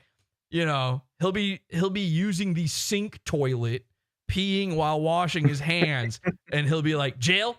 No jail can hold me. And sometimes things aren't as well written because in your head, you know what you want to say. Well, you mean your lawyer knows what? I have a feeling that Nick was doing a little backseat lawyering during his case. That might be the real reason things fucked up. Nick, lawtism, buddy, lawyering is only lawyering if you've been a lawyer. Since you know the narrative, when you write the thing down, you're like, no, I said what I needed to say. Snake eyes. They're saying in chat. Not me. Not ever. Nah, couldn't be me. Maybe you. So good. It's so good. That's my Charles Carroll. Dude, my Charles Carroll is like, so good. Say. And then someone else reads it and they're like, nope, I don't get this at all. The judge clearly didn't even get the argument that we were making. But yeah, actually, jail was pretty fun. Another win for the Nick. At the same time, I don't think we were going to get the warrant thrown out. This is a very small county, and the judge. That does have something to do with it. The fact that the county is small and not the fact that you had coke everywhere. Throw it out, Your Honor. No. How about that? Going again. If it was a bigger county, I should have had a lot of drugs inside my house in a bigger county, if only. Any part of a drug raid jeopardizes just about everything. There was some shady stuff about the warrant, and there's still stuff in discovery. The warrant is shady. That we never got. Stuff that actually matters. I will probably at some point go through some of the audio and video stuff from my case to illustrate. At some point, do it now. Prove your case now. You're about to go to jail. Show us that actually it was everyone else who was the bad guy. Specifically, these types of instances. The way, like, I was not treated. You don't know what fecklessly means. Poorly. Don't get me wrong. But I was treated with an uncharacteristic hostility. What? Oh, you weren't friends with all the jailmen and the judge the way Aaron Imholte is? Maybe you should have been a little nicer, a little friendlier in your mugshot. Remember that angry mugshot with a black eye? You put on a nice big smile. Everybody there's your friend. You start making deals. You go, hey, how about we solve this whole thing for $50? From the detective who... Yeah. Technically, I could have won. Yeah. I mean, technically, in any case, you could have won. That's true. Was the lead, I guess, the lead detective who did the home raid. One of my favorite moments during this stupid thing was I was in jail, and they wanted to ask me some more questions. So I said, okay. I said, I'm not going to answer anything that, is a Fifth Amendment issue. Didn't really see any benefit to it, but I wanted to know what they... A Fifth Amendment... You're not going to answer? I'm starting to worry that Nick Rekieta, actual lawyer, blackface lawyer Nick Rekieta, doesn't know the Constitution. I'm not going to answer anything that's a Fifth Amendment issue. That would be anything. That's just you talking. You say anything, it's a Fifth Amendment issue. Does he know what the Fifth Amendment is? They were in, what they knew. But the first thing how about you just don't answer anything, period? Cop does is sitting across from me. He says, I got you. And we'll never see this footage. Because this shit didn't happen. I'm placing all my money on that one right now. We'll never see the footage, and it did not happen. There is no cop that told him, I got you. Why? Because you know why? If you had recording of he's got an audio recording of it. I guess not footage. He's got an audio recording of it. If you had that, you'd have played that months ago. That would have been priority one for you. And here I am. We'd be certainly hearing it right now. Why not just play it then? black eye, right? I think at this point here I am, black guy, right? No, Nick, you don't have your makeup on right now. They have me in my blue jumpsuit. I'm strung out at this point because oh, really? Strung out? Well, wouldn't that imply that I was sober? Oh, he was sober strung. He was the type of strung out you are sober. When I was arrested. That doesn't mean I had been sober the entire time, leading up to that. He's full of shit and Ralph's hungry. Someone said. So I'm just livid because I've had to endure having my house searched and find out my kids are gonna, be taken away for a day. That's what we were told. They should be taken away for a ever. You should never see 4 or 5 of them again. Was that our kids would be taken away for a day just because we were going to be, in jail overnight. So they bring me in for this interview and he says, I got you. And I'm like, bro, I don't know anything about you. Have I been evading you? Have we been doing this dance for a while? But they oh my God, he thinks he had the Joker Batman interrogation scene. They're doing a dance. You're two sides of the same coin, you and I. I can't exist without you. Acted like I mattered. Don't you see? That's the game. You got me? No, I got you, Batman. Do you know where your wife is right now? But they acted like... By the way, I mean... Everybody says that Dark Knight movie, oh, it's so good and it still holds up. I don't care how cringe the Joker is. Somebody was saying this just the other day, that the Dark Knight still holds up. Sorry, but that movie lost me the second I was supposed to believe that Batman gave a shit that dog-faced Maggie Gyllenhaal might be killed. Yuck! If you put me in a situation where I got to choose between saving Harvold Dent and Maggie Dogface Gyllenhaal, guess what? It's not, I don't even have to flip a coin. Two-Face. I am picking the one that doesn't look like Maggie Gyllenhaal every single time. I was Scarface or something. This Clayface guy had been investigating me. So now that he finally got me, it's like, according to his search warrant, mind you, he'd been investigating me for at most 7 days. Okay, so 7 days later he got you. That sounds pretty good. Hey, congrats to that guy. You fucking got him. I got you.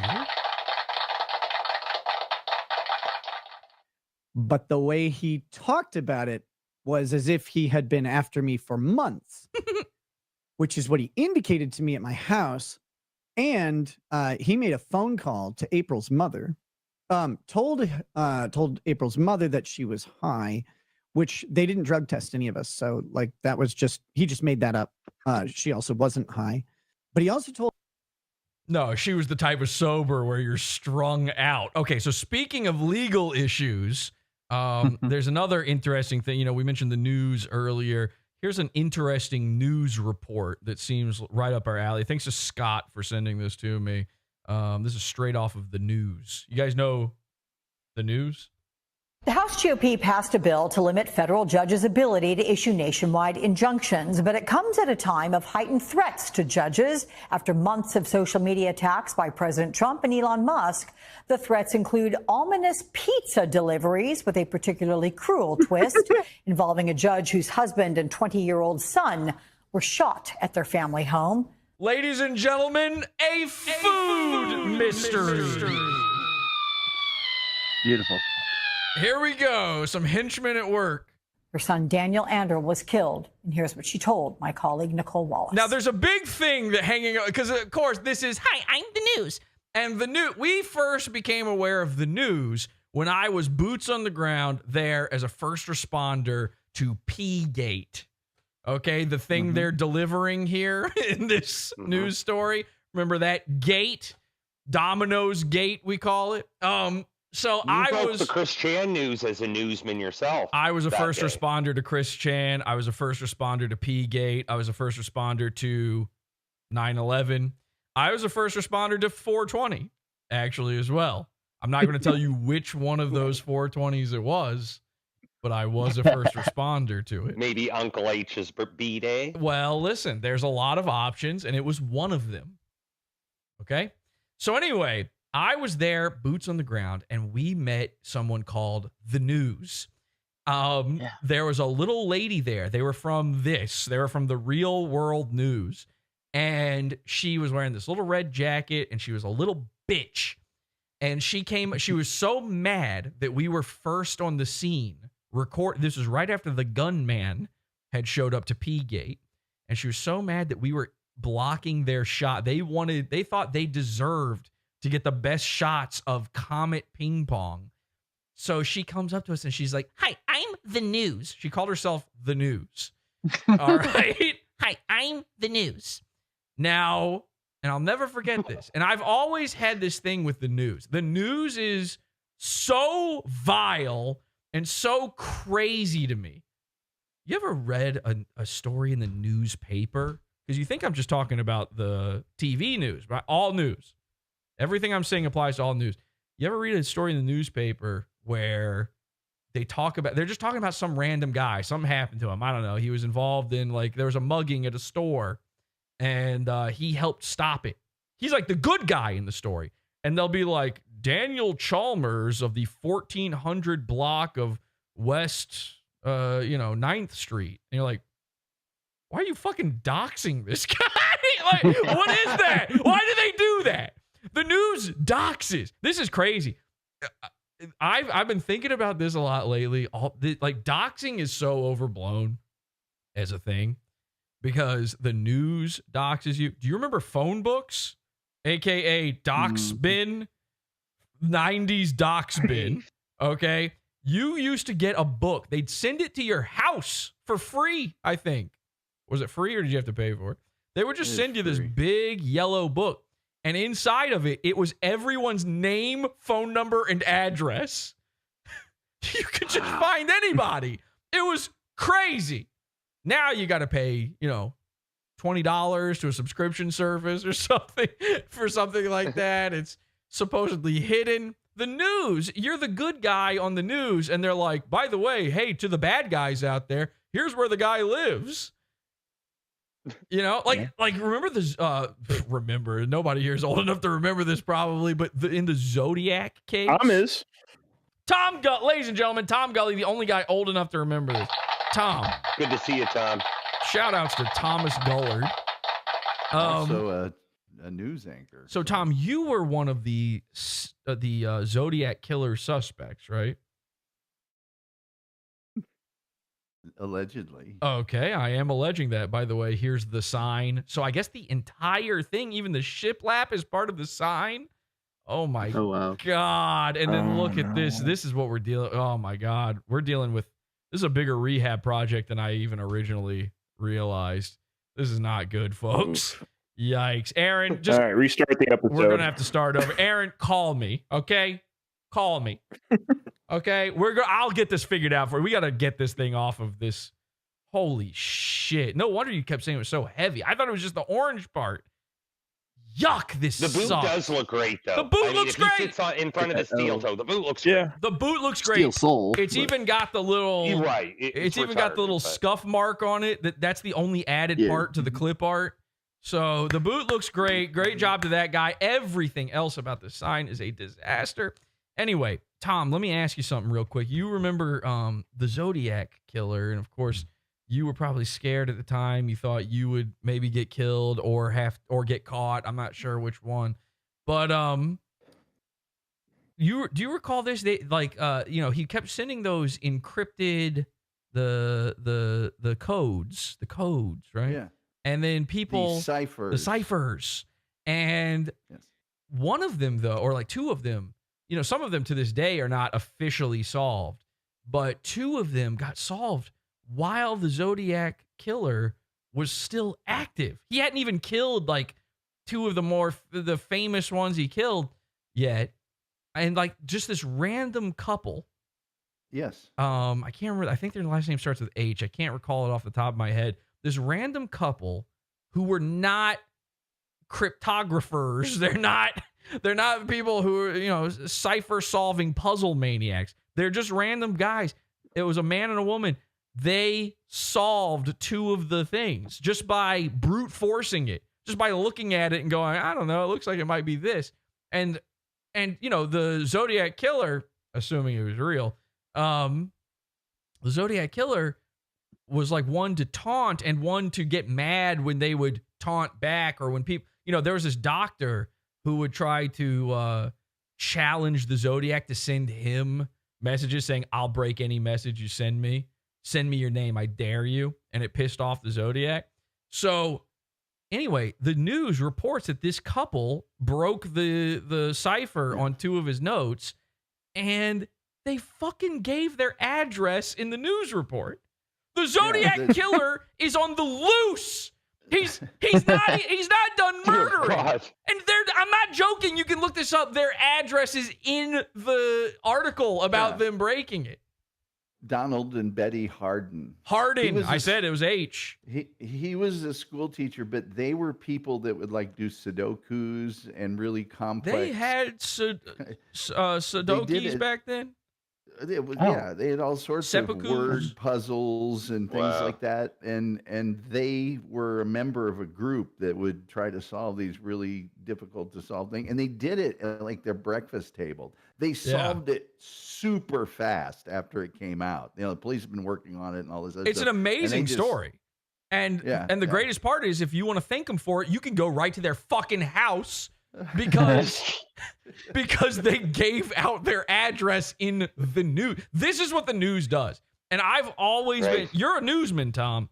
I've always been morbidly fascinated with the news, because not only do they seem to do always the worst thing, it seems like the choices made by the real news, like the journalists and stuff, is always the worst thing. And obviously a large part of the news is just propaganda and is completely owned and overtaken by intelligence agencies. You know, like if you were to ask somebody, name the greatest journalists ever, they might say like Woodward and Bernstein, as if those weren't intelligence assets and the whole Nixon thing was fake. But anyway, Watergate.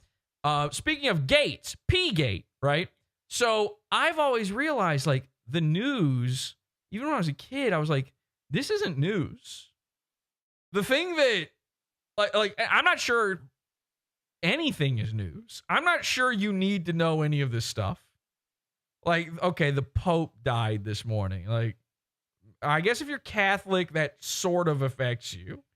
But is it really something I need to be told? Why do I have to know it?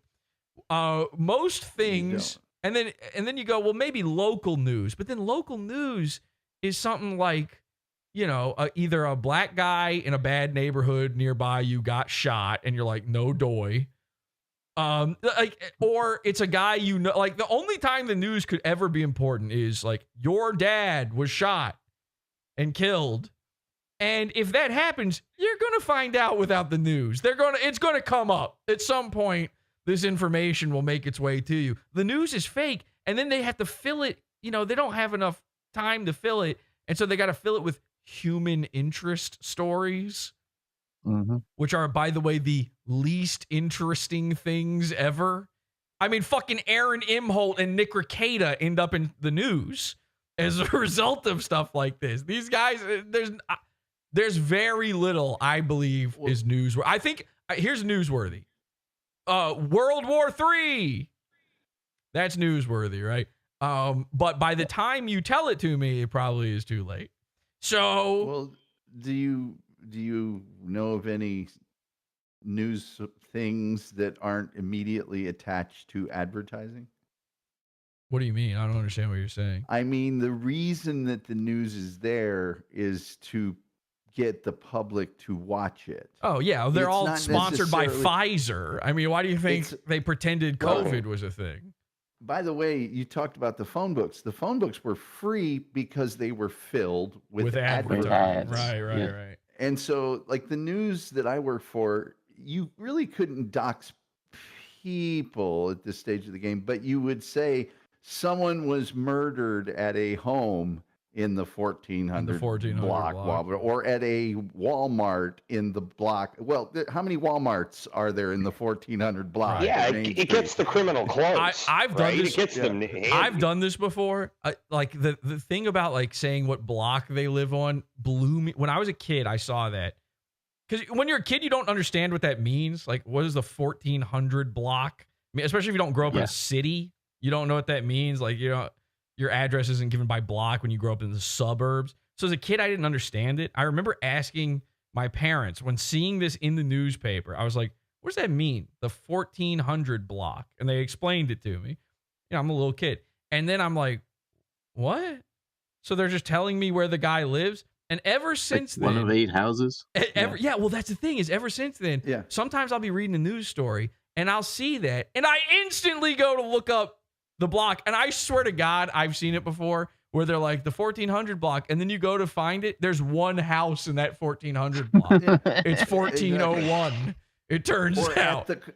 At the corner of, well, you got 4 choices.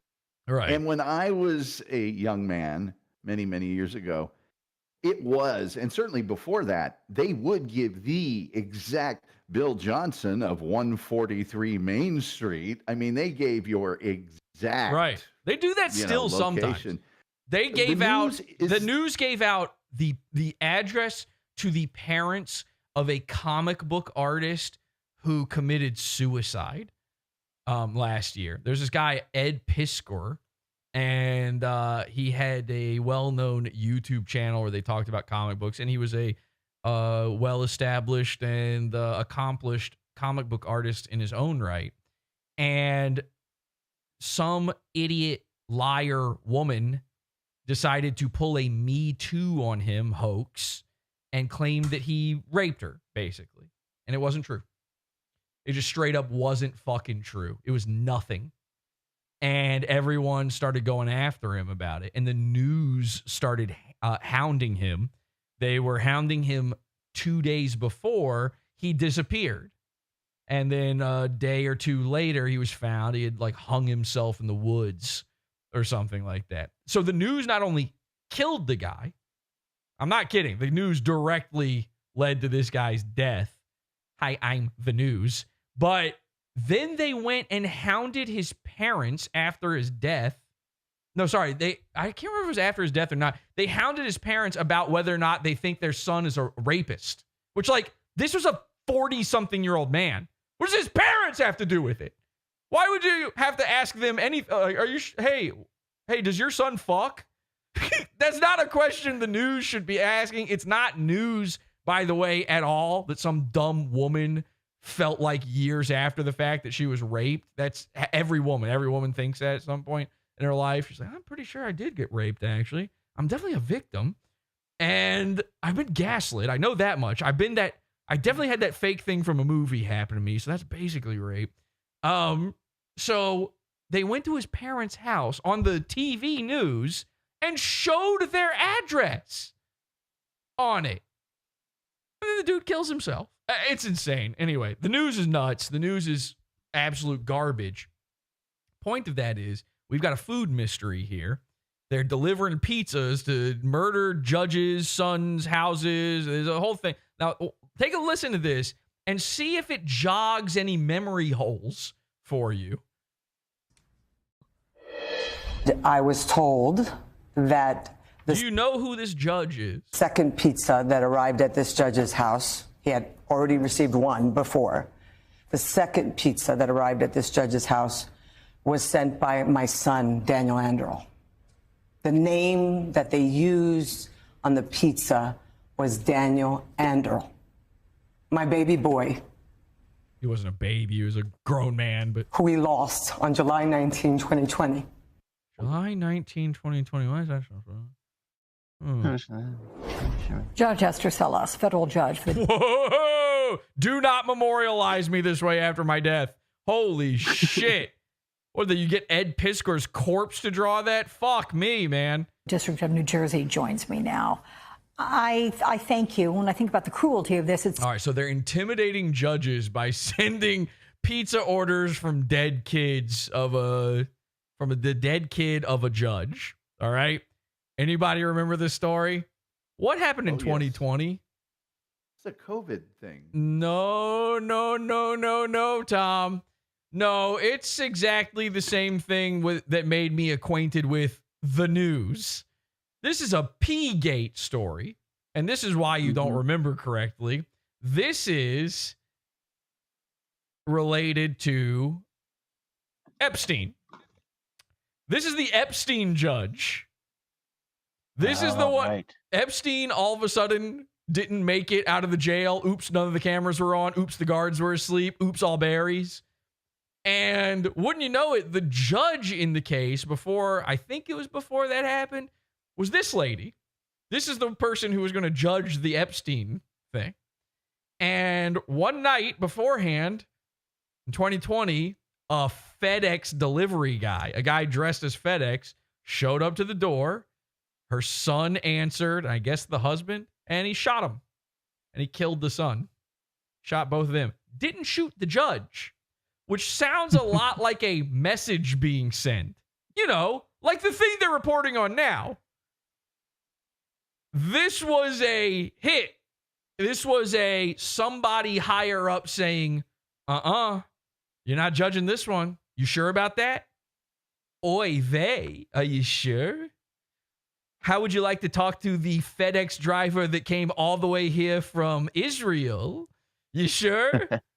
That was maybe one of the longest packages ever sent by a single driver. You had to go all the way from Tel Aviv to New York. It's actually unbearable. When did you find out about this intimidation tactic? How did you react? What went through your mind? Do you think they're going to bring it up? Do you think they're going to bring up what actually went down in this, or they're just going to dance around it? When you got this information? This is a true food mystery. You know, I found. And by the way, remember, Aaron Imholte, you know, he's inviting people. He wants delivery guys coming to his house, bringing coleslaw and stuff. Any one of those could be a sign, a message. Found out about it on Tuesday night. They could be there to try to take his DNA and make him do a piss test to see if he's sober. Last Tuesday night. And we had already known about hundreds of pizzas that have been going out to judges all over this country. And who's sending these pizzas? Who could it be?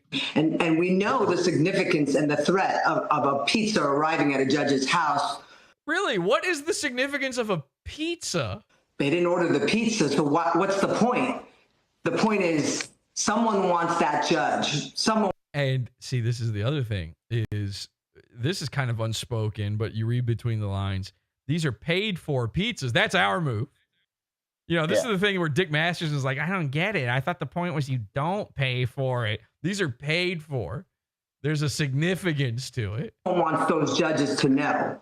I know where you live. And then it escalated a few weeks ago, and they started sending pizzas to judges' children's homes.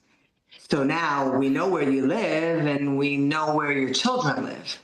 Well, really, what does pizza have to do with children? They're not done yet, because just this week, we now have 6 pizzas that have been delivered to judges and their kids. And the sender on that pizza is my son.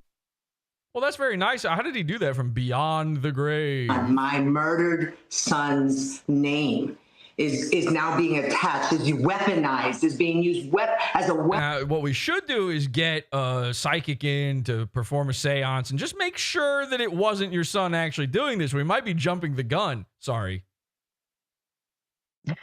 Probably should have picked a different weapon against these judicial officers. My beautiful boy that's just right behind. Wherever he is, she doesn't even know where the painting is. She just set this painting up in that spot for this exact thing. Here's the craziest part. Every angle of this, every aspect of it is a fucking psyop. It's all intelligence. It's all made up. Like her talking about this, her having them interviewing her about this, every fucking angle of it. Behind me. My son who was real and existed at some point, wherever he is. What does that say to those judges? It says, I know where you live. I know where your kids live. And do you want to end up like Judge Salas? Do you want to end up like Jeffrey Epstein. You want to end up like her son. These are unprecedented attacks on judicial officers. They come in the forms of pizzas being delivered. Someone says, "Is that painting AI?" Yeah, it might be. It doesn't look like a real painting, does it? And I know you like double cheese. Double Can you cheese. listen back to what you just said? Yeah. Unprecedented attacks in the form of pizzas. Yeah, that we might have to clip that. Hang on a second. End up like her son. These are unprecedented attacks on judicial officers. They come in the forms of pizzas being delivered. That's a couch gag. We need that at the. I think that's just the right length where we need that at the top of the show. They come in the form of pizzas. Delivered at 10-something at night. One of my colleagues, 2 cars rolled up after 10:30 in the night, and his family was already sleeping, and these people are sending pizzas at that time in Daniel's name. Why is she saying pizza? Pizza's the scariest word ever. It is if you know what it is. And it is what it is, but we have to do something. We have to speak up for justice. We have to speak up for democracy. What? Does that have to do with this? These are attacks, whether it be attacks that come in the form. What was that video where they're all the different news agencies are saying the exact same thing? Our democracy is under attack. Of our members of Congress, some of our members of Congress calling for our impeachment because we're doing our jobs. Members of this administration calling us rogue, calling us crazy, leftist, unconstitutional judges, or coming in the forms of these acts of intimidation. These are they're just acts of free pizza. Unprecedented times that. Hey, listen, this is thanks Judge Esther Salas and everything. This is all great, but in order for us to print this, we're going to have to give your address out. So, Judge Esther Salas of the 1400 block of really call for us to speak up for the judiciary, to speak up for justice. Her son's looking like the pot of greed back there. How are the judges you're hearing from, or those you read about, reacting to these crazy pizza deliveries? And what is law enforcement telling you about? That might be a clip too. Damn. That's a clip right there. Yeah, hang on. How are the judges you're hearing from, or those you read about, reacting to these crazy pizza deliveries? And what is law enforcement telling you about what they plan to do about it? I'm being. Thank you for reading the script. Being told that it's under investigation. I can tell you that as troubling as it is, the men and women that took an oath and wear the robe will continue to do our jobs because we know that justice requires that we do so. Oh my God. Is that, I just know, so there's like another photo of him back there too. Is that meant to be his urn behind her head? It's just hitting me. Am I supposed to believe his body is contained within that pot of greed behind her head? Better be. Ooh, boy. I'm starting to believe this guy never existed. But we need our leaders, whether they Republicans, Democrats, Independents, we need our leaders to stand up to pizza places for justice, to stand up to these attacks. We need our leaders to be the champions for justice at this tampons of what is she this time in our nation. And so we are asking for our leaders to do that, to lead. Who's we? And to lead by showing that they support the judiciary, they support the rule of law, and they believe in our democracy above all else. Of course. And real quick, what was that thing with the Epstein shit? And what did we ever figure out who shot your son, or what happened there? Yeah, they kind of did, yeah. What? The guy that they believe, because they never tried him, he committed suicide the next day. Yeah! I know you'll be discussing this, and huh? What? The shooter committed the next day? Yeah. That's crazy. Why would he do that? Why would he do any of those things? Well, he was. Let me guess. Oh, did he commit this type of suicide, Tom? Bang, bang, bang, bang, bang, bang, bang, bang, bang, bang, bang, bang, bang, bang. I guess I'll just shoot myself in the top of the head 15 times. Bang, bang, bang, bang, bang, bang, bang, bang, bang, bang. He slid. Oh my God! He slit his own wrists, and he drank bleach, and he shot himself through the top of the head, all the way down his spine, out his butthole. Oh well. Well, he spent a number of years in Russia. He gave a speech at the Kremlin. He ended up marrying this sort of Russian bride chick that ran away from him when he came to America. And he was the guy that started suing bars for having ladies' night and stuff. He was a real, well. Oh my God! Wait a second. Thank you, Tom. Wait a ticking shithole. Is this the guy that they interviewed on Opie and Anthony? He's the guy that sued Jim Norton for defamation. As a matter of fact, not only the name of the judge was in his car, but Norton was in his car. The name of Jim Norton and like his we can't escape the Dabbleverse. Holy shit! Not a joke. I knew this and forgot. Again, it was memory hold. I knew this and forgot. Right. I learned this like a year ago. The shooter of this baby boy, this big, fat, freaky baby boy, was an Opie and Anthony guy. Okay? Yeah. And he sued Jimold Norton, who... All right, that's enough. You get it. They're never going to bring up the Pizzagate stuff. They're never going to bring up Epstein. Fuck, what's the guy's name, Tom? Roy Den Hollander. Roy, is that all one word? No, it's three words. Isn't that a magician with a gay tiger or something? Roy what? Roy Den D-E-N Hollander. Hollander. Yeah. Okay, let's see. Yeah, and this is crazy. Would write these huge manifestos denouncing women and female judges can't do shamanifestos, that's for sure. We might have to go into this we might have to do a pod after show. I wasn't even planning to do a pod after show. We might have to do a pod after show. We're going to get into this on the podcast. I don't have time to look this up right now, but this is big. This is big. The fucking Opie and Anthony ruined everything. Okay? It's 100% true. Here's how we'll wrap up this episode. This was I apologize. I don't remember who found this now. Somebody sent me a message and said, have you seen this? This is from 2020. I was shocked. I was going through Internet Archive and this video came up. And who do I hear but my favorite stream man, Podawful, talking on it. Listen to this. I've never seen this before. This is called We Are Change Exposed 1. You're being controlled by demons. And apparently I'm involved. And apparently, remember Luke Rudkowski?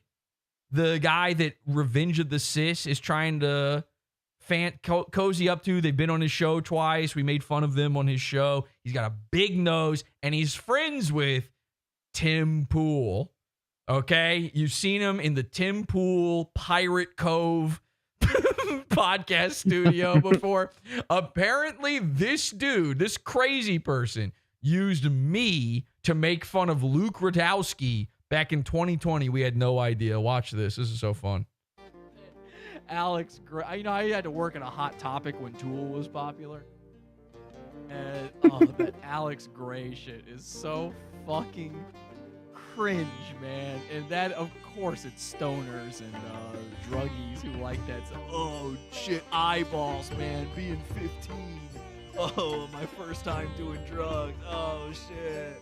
Oh my god, a lady's skeletal system. Oh my god, can I even show this? Jesus Christ. Is like, it kind of looks like it's from India or something.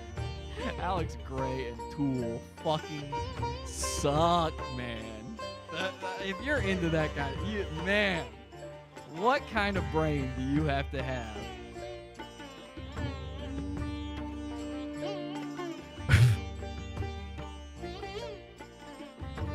The editor got the right images for sure. Oh yeah, he found every good one of them. He's got all the Alex Gray paintings, exactly the ones I was talking about too.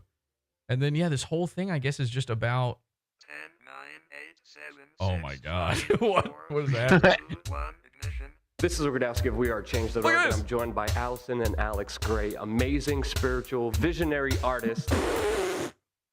Oh, and we're here at the studio a very beautiful place here in upstate New York. And before getting into everything, Eyeballs. Many people use Oh, the dude, words India. consciousness and spirituality. I feel like it's being thrown out all the time. But I also find that it's very personal for each person. Every person has a different This meaning isn't and this isn't a Tool track playing in the background. It probably is. Fuck. understanding of spirituality and consciousness. So starting off, what's kind of your definition of consciousness and spirituality? What does it mean to you? What is it to you? Well, consciousness. This is the guy. is This is the something guy that draws all that gay shit from Tool. All right, Alex Gray. Is intangible, but we all know that we're conscious. I look at your eyes and I see that you're aware. Eyeballs. You're seeing me. I'm seeing you. Hell yeah. We take ourselves to be conscious. When we are unconscious, we're not perceiving anything. Look at, by the way, did you notice in the background the painting Yeah. of George Washington smoking weed? Oh my God, man. That is wild. Oh, it is Tool, isn't it? Fuck, I'm gonna get hit for this. I have no idea what any of this is, by the way. I don't understand it. I don't know what's going on. Just to be clear. Find me the Jim Norton, Roy Den Hollander stuff, by the way, and we'll do that in the after show here. Just a second. But I do want to watch this. What the fuck? Baked Alaska? Our good friend Baked Alaska? Yeah. Shout Okay. out. Oh my Shout gosh. out. And that's the guy that ripped the hat off of Tim Pool. Tim Pool, yes, and he's it was. What was this guy's name? Mustache Man? I do not know. Something but Matt. he is the guy. Millennial Matt, I think. Millennial Matt. And he ripped the hat off of Tim Pool, and there he is next to Tim Pool's best friend. And then my best friend, Baked Alaska. This is crazy. This video is nuts. And somehow I'm involved. Mark Dice. That was Mark Dice on the Yep. left. And just because I think Tool is gay, I'm in this. Dank dicks? What the fuck? And the audio they're pulling from is from like 2017, 2018, maybe too. So this guy must be a fan. Shout out to this guy who made this.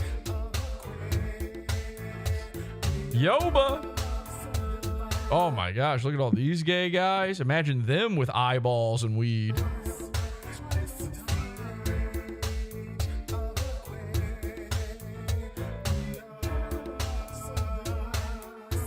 What is happening? I don't even know what the point being made is. An altered state. We've entered. I think the point of this video is that Luke Rudkowski is a Satanist or something. I think it just means he's a demon. Fantasy world that we've created in our mind. Oh, Pandora's beanie. Someone says in Here's chat. a fantasy world that we've created in our mind. Oh shit, let me pull up my Alex Gray shit here, man. Oh fuck. Oh man, my brain is fucking losing it right now staring at these trippy designs. Wow. Imagine an eyeball with two irises. Oh fuck, man.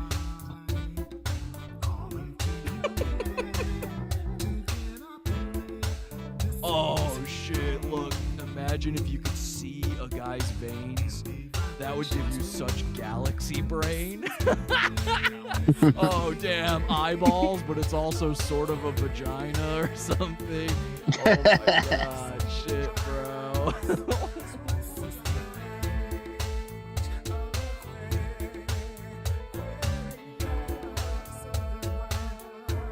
And he really does do weed. What the fuck was that last thing? Holy shit. Dude, look at this. This is a real eyeballs and weed leaves. And this is a real Alex Gray. I thought this was a joke. I thought this was like a parody of Alex Gray stuff. But he really does do the no.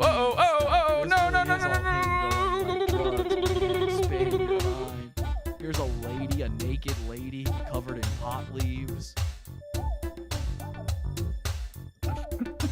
Is this like implying that his shirt is meant to be pot leaves here? Because I said that. Why are they zooming in on his shirt? Contact with primordial energies and a sense of connectedness. Oh yeah. The all smelling nose.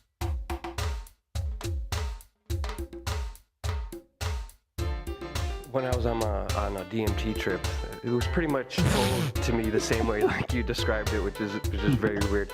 That is, oh my God. That is so funny to say to like a really experienced drug man whose whole life is being, you know, eyeballs and drugs. Like Alex, that's so funny to say to that guy, like, yeah, I did drugs too. Same.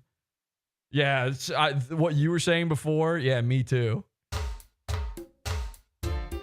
When I was on a DMT trip, it was pretty much told to me the same way like you described it, which is very weird. Yeah, even Alex Gray was like, yeah, sure it was. I talked to machine elves. You didn't speak to my friends.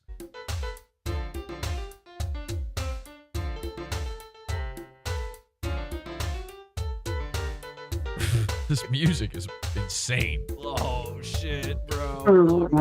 Insane. Oh my god, skulls, dude. This is probably only funny to me. Fine, I get it. If these paintings do not make you laugh, fine. I'll live with that. But I cannot see this stuff and not just start bursting out laughing. It is the stupidest shit I've ever seen. I can't imagine having the brain that makes that sort of thing okay. This is all just to make fun of this Luke guy.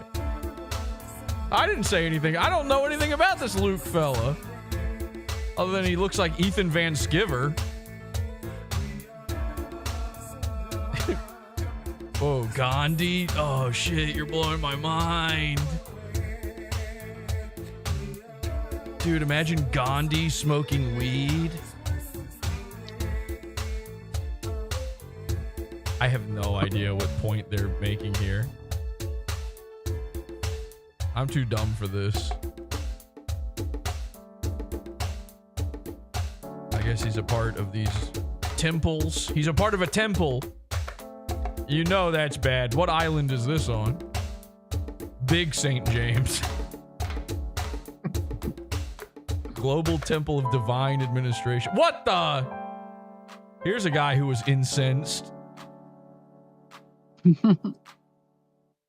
Ugh. Pictures you can smell. The patchouli. Yeah. Yeah. It's a big drumstick. I don't know. I don't know what any of this is. Oh, famous people. What are we looking at here? Oh, Gandhi's famous? Okay. Well, good. I'm glad you looked that up. That makes sense. That's the Wikipedia. Who's famous? Gandhi. All right. Yeah. Well, I'm going to have to disagree with Gauguin. I don't know who that is. That is actually, a lot of these names aren't that famous to me. He's a painter.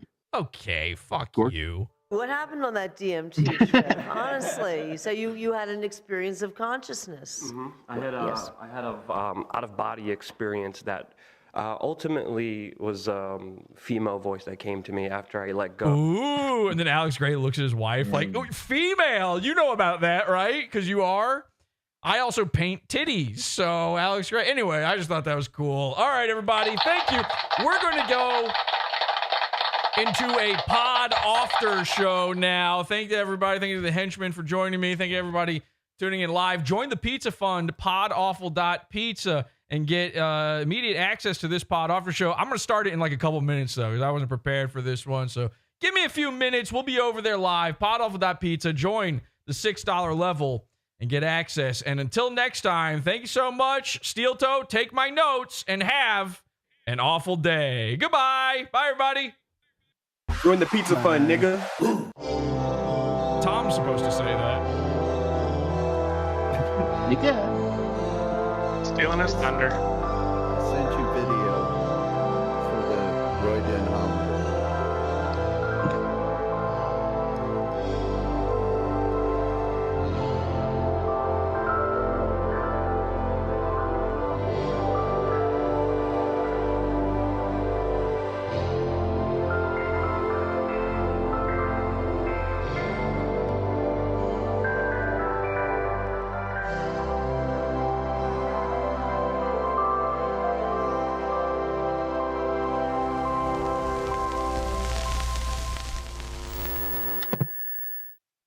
I don't think Patrick wants Jesse PS smoke. Jesse's a fucking weirdo. Podawful made me do it.